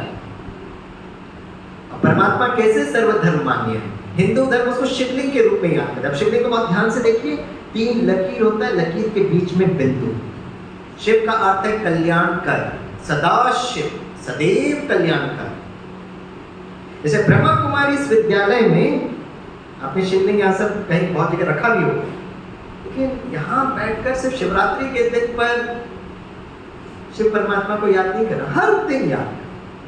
यहाँ पे हर दिन हम, हमारे लिए शिवरात्रि बहुत महत्वपूर्ण त्योहार है। जैसे आप देखें कभी केरला में आएंगे ना, तो केरला में क्योंकि हमारा जो फैमिली है, हिस्ट्री है फैमिली का, पूर्वजों से आ रहा है, हम लोग हमेशा मंदिर से जुड़े हुए, हमेशा मंदिर से जुड़े हुए। जैसे हमारे जो फैमिली मेंबर्स केरला में कहीं पर भी होंगे तो एकदम नजदीक मंदिर जरूर होगा। आप हमारे घर पर भी आएंगे तो नजदीक नदी है, घर है, और एकदम सामने सोमेश्वरी का मंदिर। तो बचपन से मैंने अपने पापा और ये सब मंदिर का निर्माण होते हुए देखा है। लेकिन हमेशा मैं प्रश्न पूछता था, जैसे मंदिर में जब जाते हैं तो कहा जाता है अपने चप्पल को बाहर रखना। मैं कहता पापा नया चप्पल, नहीं चप्पल को बाहर रखो। ज्योति जलाते हैं, यहाँ तक तो ठीक है, लेकिन बहुत मंदिर में बहुत सारी देवी देवता होते थे। तो पापा जब श्री कृष्ण, श्री राम, गणेश जी का होगा तो पापा के मूड के हिसाब से कहेंगे इतना चक्कर मारो। अच्छा मूड है तो 3 बार, पापा का मूड आऊगा तो 7 बार घुमाते रहते थे। लेकिन शिव का मंदिर मुझे बड़ा अच्छा लगता था। पापा हाथ पकड़ लेते थे, पूरा 1 चक्कर घूमने नहीं देते थे, वापस आओ। तो मैं भी एकदम हठयोगी बन जाता। मैं कहता पापा बाकी सब में तो आप घुमाते रहते हो, हम शिव के मंदिर में पूरा चक्कर, नहीं आप चक्कर घूम ही नहीं सकते। यहाँ का मंदिर में भी ऐसी प्रथा है, पूरा चक्कर नहीं लगा सकते। तो मैं पापा को पूछा था ऐसा क्यों भाई? नो जवाब, जो हम बोले ना वैसे ही करो। भावना थी, लेकिन समझ होना चाहिए ना, कर क्या रहे हैं भाई, क्यों कर रहे हैं? भक्ति और अध्यात्म में ये अंतर है। भक्ति में भी भावना है, अध्यात्म में भावना है। अध्यात्म में भक्ति जो करते हैं उसका अर्थ समझ में आता है। आज जब मेरे पापा को बताते हैं तो पापा बहुत खुश होते हैं। पापा भी हर दिन सुबह उठकर शिव बाबा को याद करते हैं। हम उनको बाबा कहते हैं, फादर। मंदिर में जा रहे तो चप्पल क्यों उतार रहे हैं? चप्पल उतारना मतलब ये शरीर की चमड़ी को बाहर रखना, बी एनर्जी कॉन्शियस। ज्योति जला रहे, आत्म ज्योति पहले जलाइएगा, राइट? हर देवी देवता का प्रदर्शना रखते हैं, शिव का क्यों नहीं करते? क्योंकि हर जो देवी देवता है उसके माता पिता दिखाते हैं, लेकिन शिव को स्वयंभू कहते हैं। शिव के माता पिता नहीं दिखाएंगे, दिखाते ही शिव के लिए क्या गीत गाते? तुम ही हो माता पिता, तुम ही हो। जैसे केरला के मंदिर में बाकी देवी देवताओं का जो मंदिर बनता है तो गर्भगृह से वो मूर्ति को सामने लेकर आते हैं, लेकिन शिव के मंदिर में मुझे बहुत क्लियरली पता है ऊपर का गुंबज नहीं लगाते, शिवलिंग को ऊपर से लेकर आते हैं, स्थापना करते हैं, फिर ऊपर का गुंबज लगाते हैं। तो बचपन से हम देख रहे हैं, तो हम हमेशा पापा से पूछे ऐसे क्यों पापा? बाकी सब के लिए आपने ऐसे बनाया, इसकी जब ऐसे क्यों बनाते हो? ब्रह्मा कुमारी से 30 वर्ष पहले आए तो उसकी समझ है कि परमात्मा जन्म नहीं लेता माँ की गर्भ से, वो अवतरित होता है। यदा यदा हि धर्मस्य अवतरण होता है। जैसे आप भगवत गीता भी देखिए, पहला अध्याय अर्जुन को क्या बताया गया? हे अर्जुन, आप कौन हो? आत्मा। लास्ट अध्याय में अर्जुन को फिर भी समझ नहीं आता है तो परमात्मा का साक्षात्कार कराते, और साक्षात्कार में अर्जुन क्या देखता है? तेजोमय प्रकाश, तेजोमय प्रकाश। कभी टाइम मिलेगा ना तो केदारनाथ में जाना। आप में से कितने लोग उत्तराखंड में केदारनाथ का दर्शन के हाथ उठाए? बहुत अच्छा। जितने भाई बहन गए हैं, आप शायद चल के गए होंगे या हेलीकॉप्टर से गए होंगे, बहुत अच्छा। केदारनाथ मंदिर में जब हम पहुंचे तो वहां पर वो शिवलिंग के उस केदार मीन्स पर्वत, शिवलिंग का स्रोत केदार में जाने के पहले आप लोग को याद होगा एक कमरे में घूमते हैं और फिर उस शिवलिंग के पास जाते। तो मैंने पहली बार देखा वहां पे श्री कृष्ण का फोटो, पांडवों का मूर्ति था। तो मैंने वो वहां के जो पंडित जी सारे लोग हैं साउथ इंडियन थे, शंकराचार्य ने स्थापना किया, सारे मलयाली से, केरला वाले। उनसे मैंने पूछा तो बोला, स्वामी भाई कहानी में बताते ना जब महाभारत का युद्ध पूरा हुआ तो पांडव हिमालय के पर्वत में गए थे। मैंने कहा हाँ जी। बोला उसका यादगार है यहाँ। मैंने कहा कौन से यादगार? कहते हैं रामायण के पहले श्री राम युद्ध करने के पहले रामेश्वरम की स्थापना की। साउथ इंडिया में रामेश्वरम। राम का भी ईश्वर शिव, शिव का एक और नाम है गोपेश्वर। श्री कृष्ण का भी ईश्वर शिव। और उसका प्रत्यक्ष प्रमाण मिला जब 1 साल पहले उत्तराखंड में गया था, केदारनाथ मंदिर में। वहां के पंडित जी ने कहा, कहानी में बताते हैं महाभारत युद्ध के पहले श्री कृष्ण ने पांडवों को बुलाया और कहा कि अगर आपको कौरवों पर विजय पानी है तो शिव की भक्ति करनी पड़ेगी। और वहां पर वो यादगार दिखाई देता है। तो पांडव युद्ध के बाद हिमालय के पर्वत में क्यों गए वो मंदिर में क्लियर कट दिखाया जा रहा है। शिव परमात्मा का ध्यान कर कर धन्यवाद देंगे। इसलिए आप वो मंदिर में जाएंगे, जो लोग गए हैं आपको अगर याद होगा, वहां पे बाहर श्री कृष्ण का मूर्ति है, पांडवों का मूर्ति है, इंक्लूडिंग द्रौपदी कुंती का भी मूर्ति है। फिर आप अंदर जाते हो तो शिवलिंग दिखाई देता है। एक नाम शिव का है गोपेश्वर। इस इंग्लिश में कहावत है, self realisation will lead to God realisation. Self को रियलाइज करना जरूरी है, राइट। आज मैं एक मंत्र देता हूं, आज का मेडिटेशन बस एक मंत्र, राइट। जब यहां बैठेंगे ना बहुत प्यार से एक मंत्र सभी बोलिए, मेरे बाबा। कौन से बाबा? गुड न्यूज टुडे, आज से आपके दो पिता हो गए, एक शरीर के पिता, एक आत्मा के पिता। बाबा सभी बोलिए, मेरे बाबा। थोड़ा जोर से बोलिए, डराइए नहीं ना बाबा को, फादर को भी नहीं डराओ, बाबा को नहीं डराओ, प्यार से बोलिए, मेरे बाबा, मीठे बाबा, प्यारे बाबा, शुक्रिया। समझ के फिर आप मंत्र चाहिए। जब आप करेंगे ना आपके चारों तरफ एक सुरक्षा का कवच। तो जब आप यहाँ से जाएंगे ना प्रोग्राम खत्म होगा, तो यहाँ तो हम मेडिटेशन करते हैं, कर्म योगी बन, जहाँ यहाँ से जा रहे हैं, नीचे सीढ़ी उतर रहे, मेरे बाबा, मीठे बाबा, प्यारे बाबा, शुक्रिया बाबा। यहाँ बैठकर आप अपने माता पिता को याद कर सकते हो। कोई केरला थोड़ी ना जाने, यहाँ बैठकर मैं अपने पिता को याद कर सकता हूँ मन बुद्धि से। ऐसे शिव बाबा को भी याद कर सकते हो, राइट। जब आप किचन में जाएंगे तो मेरे बाबा, मीठे बाबा, प्यारे बाबा, शुक्रिया बाबा। भाई लोग क्या करेंगे, मेरे बाबा, मीठे बाबा, प्यारे बाबा, शुक्रिया बाबा। और रात में सोने के पहले मेरे बाबा, मीठे बाबा, मेरे बाबा, मीठे बाबा, खर खर, रेस्टफुल स्लीप।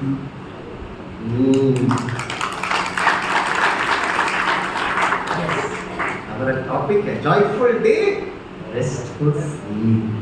तो कौन कौन आज बाबा की याद में सोएंगे वो हाथ उठाइए। कौन से बाबा? Very sweet, very intellectual audience. और मैं इसलिए बता रहा हूं क्योंकि अंतिम समय जब आत्मा शरीर छोड़ रही है, उस समय अगर आपको बाबा याद आ गए, आपका जीवन सार्थक, आपका जीवन सार्थक। उस समय अगर माता पिता बच्चे याद आ गए, ओम शांति। वो अर्जुन को भगवत गीता में बहुत क्लियर लिखा, ये अर्जुन मोह जीत कुछ समय के लिए लोग हैं, हमेशा के लिए नहीं रहे, हमेशा स्थायी संबंध परमात्मा के साथ। बस मैं 3-4 मिनट लेकर आरती करूंगा, समय हो गया है, आज संडे है और मैं कल यहाँ से आज मैं दोपहर के बाद से निकल जाऊँ। समय को पहचान, चारों तरफ जो समय चल रहा है, और आज से करीब 90 वर्ष पहले शिव बाबा इस धरती पर अवतरित हुए। इस विद्यालय के जो फाउंडर फादर है प्रजापिता ब्रह्मा, उनको साक्षात्कार कराया। क्या देखा? पूरी पुरानी दुनिया हलचल। 90 वर्षों से ब्रह्मा कुमारी इसके युद्ध जरूर होगा। आपको लगता है पहलगाम के बाद युद्ध चालू, हम 90 वर्ष से कह रहे हैं। 3 तरीके से दुनिया चेंज होगी, ये संदेश देने के लिए हम आपको बुलाए हैं। 3 चीजों से ये दुनिया चेंज होगी। नंबर 1, प्राकृतिक आपदाएं, विश्व युद्ध होगा, सिविल डिस्टर्बेंस। लोग कहते थे ब्रह्मा कुमारी इस विनाश की बात करते, आज एक भी व्यक्ति हमको कुछ नहीं बोलता है, चारों तरफ हलचल। एक व्हाट्सएप के मैसेज से दंगे भड़क जाए। इसे ये संदेश हम देने के लिए आए। समय को समझना, घड़ी को तो आप देखते रहते हैं, लेकिन घड़ी को समझना।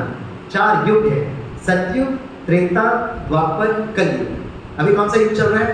कलयुग। ये प्रकृति का नियम है, हर रात के बाद एक नया सवेरा जरूर है।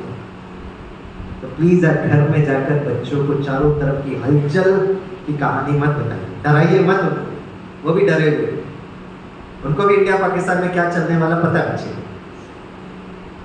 आप उनको बताइए हर रात के बाद एक नया सवेरा जरूर है। सतयुगी दुनिया, बहुत सुंदर दुनिया। और आपके लिए खुशखबरी, ऐसी सतयुगी दुनिया में जो पहला प्रिंस जन्म लेगा वो होगा श्री कृष्ण। कितनों को श्री कृष्ण से प्यार है? अगर हाथ उठाइए। हमको बेहद प्यार है, और श्री कृष्ण की जितनी महिमा करेंगे उतनी कम है। 16 कला संपूर्ण, संपूर्ण निर्विकारी, मर्यादा पुरुषोत्तम, अहिंसा परमो धर्म। ऐसी सुंदर दुनिया में फर्स्ट प्रिंस जो होंगे श्री कृष्ण। उस दिन जब हम यहाँ पर आए थे तो सब जगह हमने चक्कर लगाया, सारे मंदिरों में गए, वो कुटिया में भी गए। सबसे अच्छा मुझे लगा, आपके जिस शहर का नाम है मार्कंडेश्वर, और वहां मैंने देखा ऋषि मार्कंडेश्वर शिवलिंग पर, यही हमको करना है। लेकिन लास्ट मिनट में वो शिवलिंग कहाँ ढूंढेंगे? मन बुद्धि से तो शिव बाबा को याद करना। और आपके बहुत सारे देवियों के मंदिर में भी होते हैं, बहुत सब। पहला दिन तो हमको साइट सीइंग स्पॉट सबसे अच्छे मंदिर लगते हैं। 2 देवी, एक देवी का मंदिर इधर, एक देवी का मंदिर सुंदरी देवी, ऐसी कुछ नाम था जी, बाला सुंदरी। सामने वाली सखी का नाम क्या है? वहाँ के पंडित जी इतना प्यार से हमें बुलाए। और यही श्री कृष्ण और राधा जब राज्य गद्दी पर बैठेंगे, ऐसे ही राजा रानी की कहानी में सुना, वो राज्य गद्दी पर बैठेंगे तो श्री लक्ष्मी और श्री नारायण। हमारे पूर्वज डार्विन के हिसाब से बंदर वो डार्विन के लिए होगा, हमारे पूर्वज श्री लक्ष्मी नारायण, हमारे पूर्वज श्री कृष्ण है, हमारे पूर्वज श्री राम है। डार्विन जो कहते हैं ना हमारे पूर्वज बंदर थे, वो भाई अपने पास रखो। जैसे ब्रह्मा कुमारी कौन सी धर्म की स्थापना करते? बहुत क्लियर कट है, आदि सनातन देवी देवता धर्म। आदि सनातन देवी देवता धर्म। वैसे भारत की बात नहीं, हम चाइना में भी जाके बोले, रशिया में, पिछले साल चाइना में थे, अब इस साल हम रशिया जाते, सब जगह जाके बोलते, बड़े खुशी से बोलते, बड़े फक्र के साथ बोलते, और लोग स्वीकार करते हैं। तो हमारे पूर्वज कौन है? देवी देवता लक्ष्मी नारायण, राइट? बहुत सुंदर दुनिया है, हेल्थ होगा, वेल्थ होगा, हैप्पीनेस होगा। अब करना क्या है? एक्शन प्लान बताकर हम अंत करेंगे। थोड़ा सा योग सीखना। योग मतलब मैथमेटिक्स। आपका मैथमेटिक्स कितना है ठीक है मैं बताता हूँ। देखो, what is plus into minus?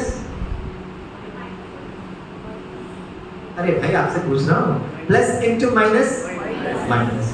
What is minus into plus? What is minus into minus? Wow. What is plus into plus? Very good, excellent. कौन से क्लास में पढ़ाते होंगे sir ji? Which class this is taught? Maybe 4th, 5th, 6th, 7th. हाँ. Teacher कैसे पढ़ाती है? बच्चों ध्यान से सुनो. Plus into minus is minus, minus into plus is minus, minus into minus is plus, plus into plus is plus. समझ में आया? एक छोटू खड़े होकर पूछेगा, madam, why is plus into minus minus? Plus भी तो हो सकता ना? मैं कह रही समझ ना? बच्चे ध्यान से सुनो. हाँ सुन लो बेटा. Plus 5 into minus 2. So 5 into 2 is 10. Plus into minus is minus. The answer is minus 2. समझा? मैडम, वो 5 into 2 10 समझ में आया. But why is plus into minus minus? Madam घूर के देखिए. जो मैं बोल रही हूँ तो ध्यान से सुनेगा ना तो को समझ में आएगा. बच्चे को लगता है ये ध्यान मतलब क्या है? जैसे घर में जाता है पापा से पूछता है, पापा why is plus into minus minus? तू चुपचाप बैठ के पढ़, मुझे ज्यादा परेशान ना कर. आप बताइए. 8 दिन में आपको समझा रहा हूं. एक छोटे बच्चे को प्लस इंटू माइनस माइनस कैसे होता है बताइए. why is plus into minus minus? हम लोग उसको लॉजिकली समझाएंगे तो नंबर लाइन बताए किसी को समझ में नहीं आता ना आपको याद रहेगा. आपने भी रट्टा मारा, मैंने भी रट्टा मारा. नंबर लाइन में अगर हम देखने की कोशिश करेंगे, गूगल में सर्च करेंगे तो नंबर लाइन बताता है प्लस इंटू माइनस. आप बताइए प्लस इंटू माइनस माइनस कैसे होता है? तो पूरे भारत में 500 यूनिवर्सिटीज में गया हुआ है, किसी को पता नहीं. हाँ कुछ आईआईटी के बंदे लोग जो बड़े बुद्धिमान होते बता रहे हैं. राजयोग मेडिटेशन में आकर मैंने सीखा. मैं अपनी कहानी 2 मिनट बताकर आपको एक मैथमेटिक्स सिखाकर अंत. आज से 30 वर्ष पहले जब मैं ब्रह्मा कुमारी में गया ना ये राजयोग सीखने के लिए, मेरे एक दोस्त ने रिकमेंड किया. एक छोटी सी कन्या जो थी ना, एक कन्या आकर मुझे सिखाने लगी. मैंने कहा आप सिखाएंगे मुझे राजयोग? बोला हाँ जी. तो मैंने पूछा कितने पढ़े लिखे? बोला क्यों पूछ रहे मेरा पढ़ाई लिखाई? मैंने कहा मैं ये जानना चाहता हूँ कि भाई आप अगर पढ़े लिखे तो मुझे समझा पाएंगे. तो उन्होंने कहा मुस्कुराते मुझे, भाई साहब आपने कितना पढ़ाई की है? क्या मैंने मेरे पास बहुत सारे डिग्रीज है. अच्छा आप इतने पढ़े लिखे? बोला हाँ. बोला एक प्रश्न का जवाब देंगे? कहाँ जी बताइए. सीधे लिखे plus into minus minus minus into plus is minus. बोला why is plus into minus minus? उस दिन मेरा सर इतना जोर से घूमने लगा. बोला नहीं पता ना आपको? मैं कहा नहीं. उस बहन ने मुझे समझाया एक व्यक्ति शिक्षित है कैसे पता चलता है? नम्रता के द्वारा. आपने बहुत सारे डिग्री से ले ली भाई साहब, लेकिन वो ईगो अहंकार बहुत क्लियरली झलकता है. तो मैंने कहा आप बताइए प्लस इंटू माइनस माइनस कैसे होता है? बोला 1 हफ्ता क्लास करना, 1 हफ्ते के बाद मैं आपको बताऊंगा. लेकिन बोला हाँ 1 हफ्ता बड़े नम्र चित्त होकर रहना, दुनिया को मत बताना कि ये क्लास 4 का सिलेबस आपको पता ही नहीं है. और 1 हफ्ते के बाद वो बहन ने मुझे समझाया. हम जो भी पढ़ते हैं ना, जब तक हमने बच्चों को नहीं सिखाया कि पढ़ाई करने से मेरे जीवन में क्या फायदा हो, तो बच्चे को बता रहे प्लस इंटू माइनस माइनस, वो पूछ रहे इसके जीवन में एप्लीकेशन बताइए ना. ये पढ़कर, ये रटकर, ये लिखकर मेरा जीवन कैसे बनता है? कोई नहीं बताता है. चलो आज हम बताते हैं. मन और बुद्धि. मन का काम है संकल्प करना, बुद्धि उसका चित्र बनाना. Plus into minus is minus. सभी बोलिए जो कार्य हमें करना चाहिए, अगर उस कार्य को हम नहीं करते हैं, रिजल्ट क्या होगा? नेगेटिव. अब उस बच्चों को चित्र बना के बताइए. बच्चों आपको बहुत पढ़ना चाहिए, लेकिन अगर आप नहीं पढ़ोगे तो क्या होगा रिजल्ट? नेगेटिव. उसको समझ. Right right. Negative into positive is negative. सभी बोलिए जो कार्य हमें नहीं करना चाहिए, अगर उस कार्य को हम करते हैं, रिजल्ट क्या होगा? नेगेटिव. ये कौन कह रहा है? मैथमेटिक्स बाबा कह रहे हैं. बच्चों ज्यादा टीवी मोबाइल नहीं देखना चाहिए, लेकिन अगर आप देखते रहते हो, रिजल्ट क्या होगा? नेगेटिव. कौन कह रहा है? Mathematics Baba. Negative into negative is positive. सभी बोले जो कार्य हमें नहीं करना चाहिए, अगर उस कार्य को हम नहीं करते हैं, रिजल्ट क्या होगा? अब 2 बच्चों के लिए बोला तो 2 बड़ों का भी तो बनता है ना, बैलेंस रखना पड़ेगा. तो बड़ों के लिए हम बड़ों को बच्चों पर बिल्कुल गुस्सा नहीं करना चाहिए, और अगर नहीं करते हैं रिजल्ट क्या होगा? कौन कह रहा है? नहीं, मैथमेटिक्स बाबा नहीं, शिव बाबा कह रहे हैं। क्या मैथमेटिक्स बाबा? शिव बाबा कहते हैं आप बच्चों पर गुस्सा कर ही नहीं सकते हो, क्योंकि वो आपके बच्चे नहीं है, मेरे बच्चे। मेरी अमानत मैंने आपको दी है संभालने के लिए। Cannot get angry with your kids. Positive into positive equal to positive. अब आप ट्राई करिए, देखते कितना मैथमेटिक्स समझा। हाँ बोलिए बोलिए। वाह, सर जी के लिए तालियां बजाइए, बड़े बुद्धिमान है सर। मैथमेटिक्स सीखिए, योगी बन गए। जो कार्य हमें करना चाहिए, अगर उस कार्य को करते हैं तो रिजल्ट इज पॉजिटिव। क्या करना चाहिए हमको? क्रोध नहीं करना चाहिए, वो समझ गए। क्या करना चाहिए? हाँ, खुश रहना चाहिए। अरे क्रोध को निकालने के लिए क्या करना चाहिए? हाँ, सभी बोले हमें हर दिन राज्यों का अभ्यास करना चाहिए। अगर वो करेंगे तो क्या होगा?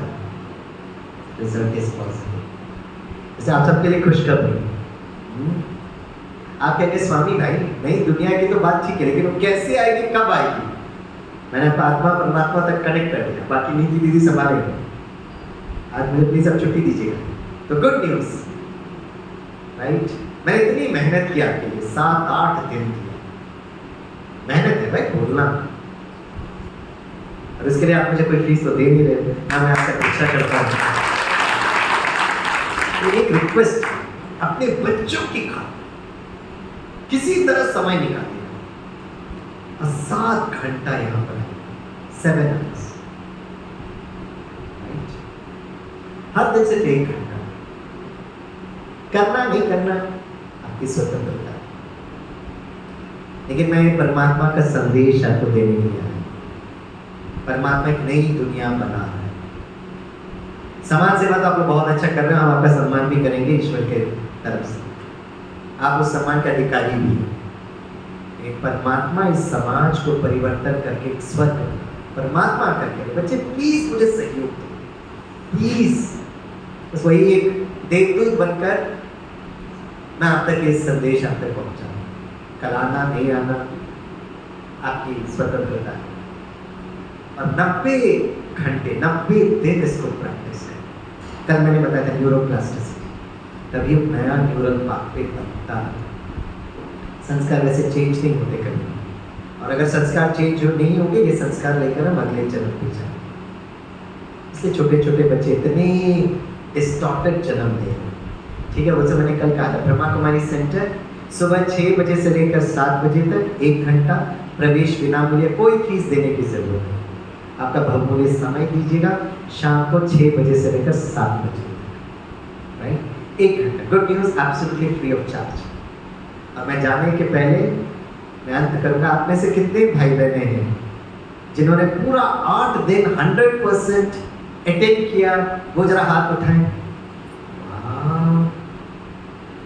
तो पूरा 8 दिन जिन्होंने पूरा अटेंड किया, मैंने पहला दिन अनाउंस नहीं किया था, लेकिन आज अनाउंसमेंट करता हूँ। आप लोग आए हैं तो खाली हाथ नहीं छोड़ूंगा। जिन्होंने भी 8 दिन पूरा अटेंड किया, परमात्मा की तरफ से आपको केरला में 3 दिन 4 रातें एब्सोल्युटली फ्री। खाना पीना घुमाना सब परमात्मा करेगा। कितना अच्छा लग रहा है ना, 8 दिन आए। कोई ऐसा ऑफर भी करता है तो कितना अच्छा लगता है। और केरला बड़ा सुंदर प्रदेश है, सारे विश्व के टूरिस्ट आते हैं, राइट? आप पहले से प्रोग्राम बनाइए, नीति दीदी से मिलिएगा, नीति दीदी सारा प्रोग्राम बनाएंगे, आप जरूर आइए, राइट? अच्छा, अब स्वामी भाई पहले से बोलना चाहिए था ना, 3 दिन 4 रातें हम भी जाते थे, हमको पहले बोलना चाहिए, हम आ जाते थे। दीदी ने आज ही सम्मान बैठा, तो आज हम टपक गए। दीदी को बताना चाहिए ना स्वामी भाई की तरफ से ऑफर है, दीदी को सब पकड़ेंगे। तो जो लोग 8 दिन आए उनके लिए 1 हफ्ता फ्री। तालियां बजाइए। 1 हफ्ता घूमिएगा क्या? अरे आपका घर है, बाबा का घर, आपका घर, मेरा घर, सब घूमिए, पूरा केरला घुमा देंगे हम आपको।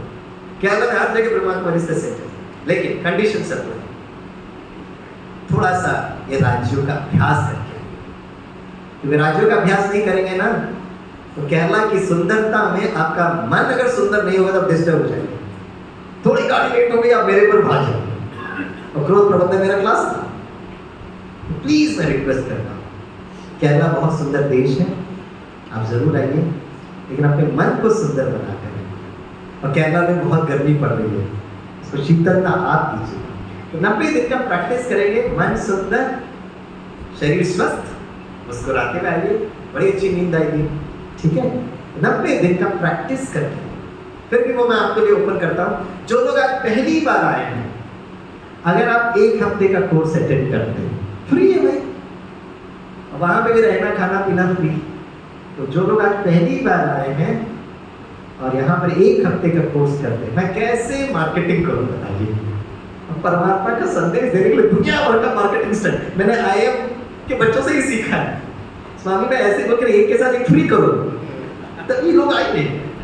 अब बताइए मैं क्या क्या करूं?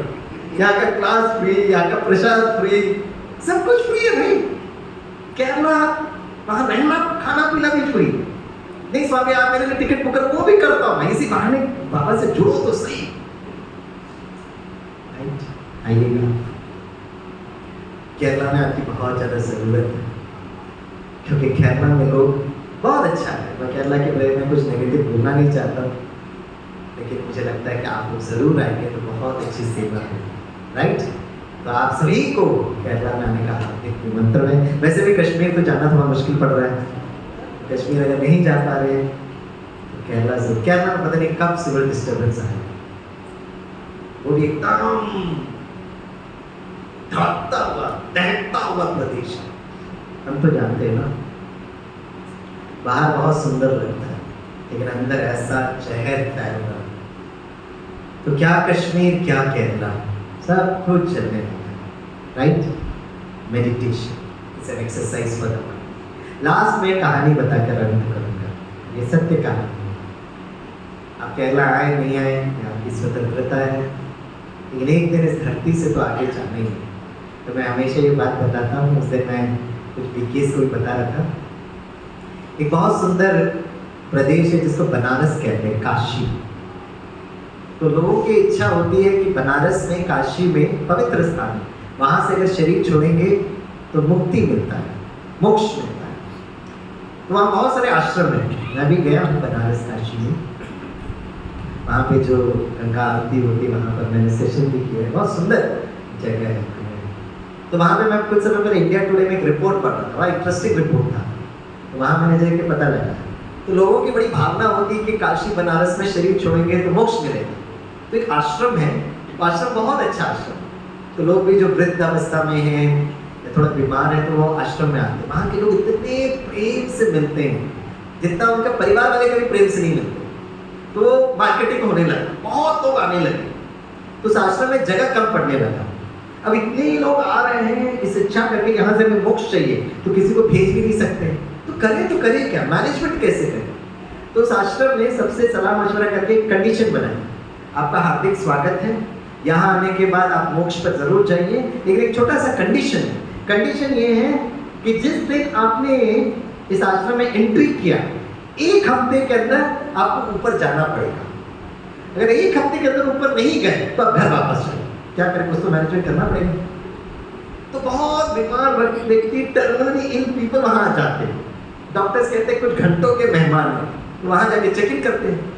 अब 1 दिन हो गया, 2 दिन हो गया, 3 दिन हो गया, ऊपर जा ही नहीं रहे, तो बीपी बढ़ता है। बाप रे, अभी 2-3 दिन बाकी है, ऊपर नहीं गए तो घर में जाना पड़ेगा। हम भी परेशान, बच्चे भी परेशान। तो चौथे दिन क्या होता है, आश्रम के लोग, एक भाई आके बैठा, क्या हुआ, ऊपर नहीं जा रहे? बोले हम कोशिश कर रहे लेकिन नहीं जा पा रहे। बोला हम आपकी मदद करें? हाँ जी मदद करो। तो बड़े प्यार से वो मदद करते। उनको पूछते हैं, अच्छा इस जन्म में किसी ने आपको दुख दिया क्या? ना, बहुत लोगों ने दुख दिया। तो एक काम करिए, आज ना उनको माफ कर दीजिए, फॉरगिव। फिर पूछते हैं, अच्छा बहुत लोगों ने दुख दिया, ये तो पता चला, आपने कितनों को दुख दिया? बोलते वो भी लंबा चौड़ा लिस्ट है। बोलते काम करेगा, आज उनके पास जाकर माफी मांगिए, आस्क फॉर फॉरगिवनेस। उनको धीरे से आंखें बंद करिए, हम आपको मदद करें। और उनको ना मन बुद्धि से यात्रा करना। किसने आपको दुख दिया, मन बुद्धि से नजदीक जाइए, माफ कर दीजिए। आपने जिसको दुख दिया उनके पास जाइए, माफी मांग लीजिए। बस ऐसे वो कमेंट्री कराते हैं, तो धीरे से वो भाई चला जाता है। दूसरे दिन सुबह उठकर उठाते हैं तो समाज सेवा सबसे बड़ी सेवा। हमारे आपस में मतभेद हो सकते, लेकिन अंदर वो दर्द पकड़ कर मत जाइए, ऐसा बोला, ऐसा किया, ऐसा किया, क्योंकि वो हमारे अगले जन्म को भी बहुत तेजी से और बहुत मात्रा में वो इफेक्ट करता है, इम्पैक्ट करता है। इसलिए हिंदी में एक बहुत सुंदर कहावत है, राइट, ये तमाम जिंदगी भी कम है एक दोस्ती निभाने के लिए, ये तमाम जिंदगी भी कम है एक दोस्ती निभाने के लिए। ना जाने लोग कैसे वक्त निकाल लेते हैं दुश्मनी के लिए, ना जाने लोग कैसे वक्त निकाल लेते हैं दुश्मनी के लिए। भारत पाकिस्तान युद्ध की अवस्था में युद्ध जरूर होगा, हम तो 90 साल से कह रहे हैं, वैसे भारत पाकिस्तान नहीं, तीसरा विश्व युद्ध के एकदम नजदीक हम हैं। युद्ध में भी प्रोटोकॉल है, जिनेवा यूनाइटेड नेशंस का प्रोटोकॉल है कि अगर सामने वाले दुश्मन के व्यक्ति, हम फॉलो करते नहीं करते बात अलग है, लेकिन प्रोटोकॉल है कि अगर किसी दुश्मन देश के, और भारत उसको फॉलो करता है, पाकिस्तान करे नहीं करे उसको मुबारक, भारत इतना अच्छा प्रोटोकॉल है कि अगर दुश्मन को पकड़ लिया जीवित, तो उसको कभी भी, उसको जब युद्ध खत्म होता है उसको भारी इज्जत उसको वापस लौटाना, ये युद्ध का प्रोटोकॉल है। हाँ, आमने सामने फायरिंग हो गया, गए अलग बात, अगर आपने जीवित पकड़ लिया आपको वापस करना पड़ेगा। ये जिनेवा का प्रोटोकॉल है। अब जिनेवा का प्रोटोकॉल है तो हम और आप तो क्या, हम कोई योद्धा थोड़ी ना है, अपनों का दुख और दर्द को क्यों पकड़ के चलते, अपने आप को स्वतंत्र करिए, हल्का फील। आप सभी यहाँ पर आए, आपकी आगे की यात्रा बहुत बहुत मंगलमय हो। इसी शुभकामना के साथ हम 1 मिनट मेडिटेशन कर कर, हम लोगों ने पहला दिन नेशनल एंथम के द्वारा वाइंड अप किया था। आज हम लोग आज का सेशन अंत करते हैं नेशनल सॉन्ग के द्वारा, वंदे मातरम करके, राइट।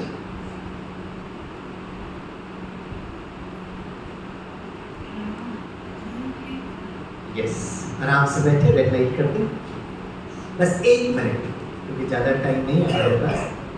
आराम से बैठे, रिलैक्स होकर बैठे। पहले हम एक फिजिकल एक्सरसाइज कर लेते हैं। आंखें खुली रखें, दोनों हाथ को ऊपर लेकर जाइए, धीरे से दोनों हाथ को स्पर्श करिए, और यस, तो यही मेडिटेशन में भी करना। अब इसको समझ करके करते, दोनों हाथ ऊपर लेकर जाइए, मतलब मन बुद्धि को आप ऊपर लेकर जाइए। देखो हाथ गया ना ऊपर, जब आपका हाथ गया तो किसने हाथ को ऊपर लेकर गया? आपने, आत्मा रूपी राजा। तो ऐसे मन बुद्धि को भी ऊपर लेकर जाइए, धीरे से उस परम ज्योति को स्पर्श करिए। परमात्मा ज्ञान के सूर्य, गुणों के सागर, शक्ति के स्रोत, यस, महसूस करिए परमात्मा से ज्ञान, गुण और शक्ति धीरे धीरे हमारे पास आ रही। रिलैक्स, बस यही एक्सरसाइज करें। जितना मन बुद्धि से परमात्मा से जुड़ेंगे तो ये माफ करना ये अपने आप होगा, अलग से करने की जरूरत। आराम से बैठे, मन और बुद्धि को बहुत प्यार से प्रकृति के बीच में लेकर आइए।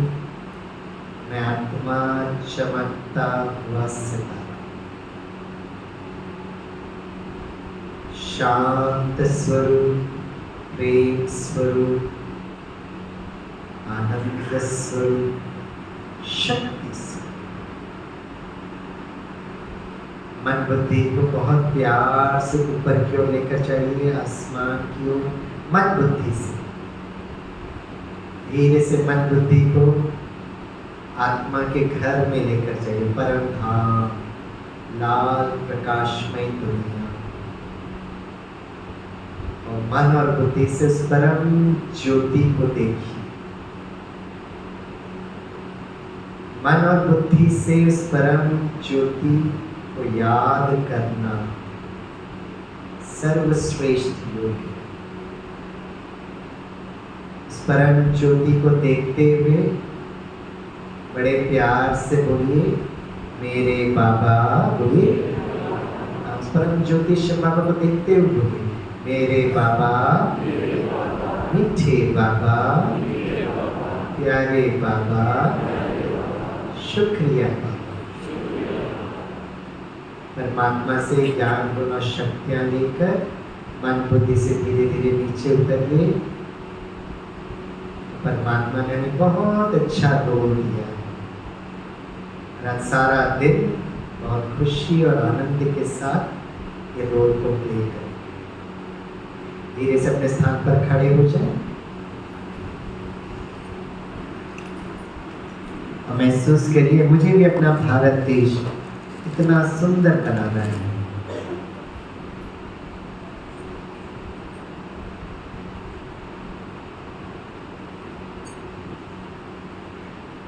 ओके, बहुत सुंदर भारत देश। Charity begins at home. सबसे पहले हमें समाज सेवा अपनों के साथ करनी। माता, पिता, शिक्षक।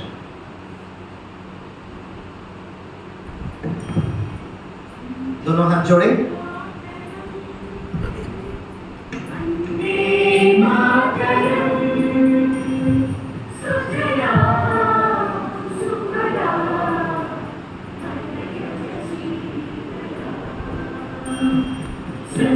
श्यामला मातरं वन्दे मातरं।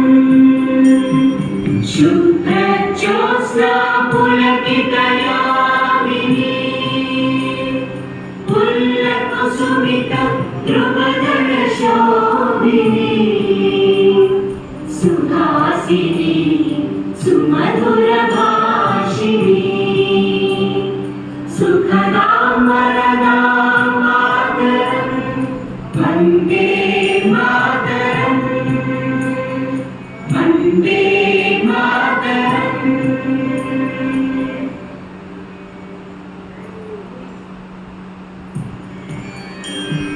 वन्दे मातरं।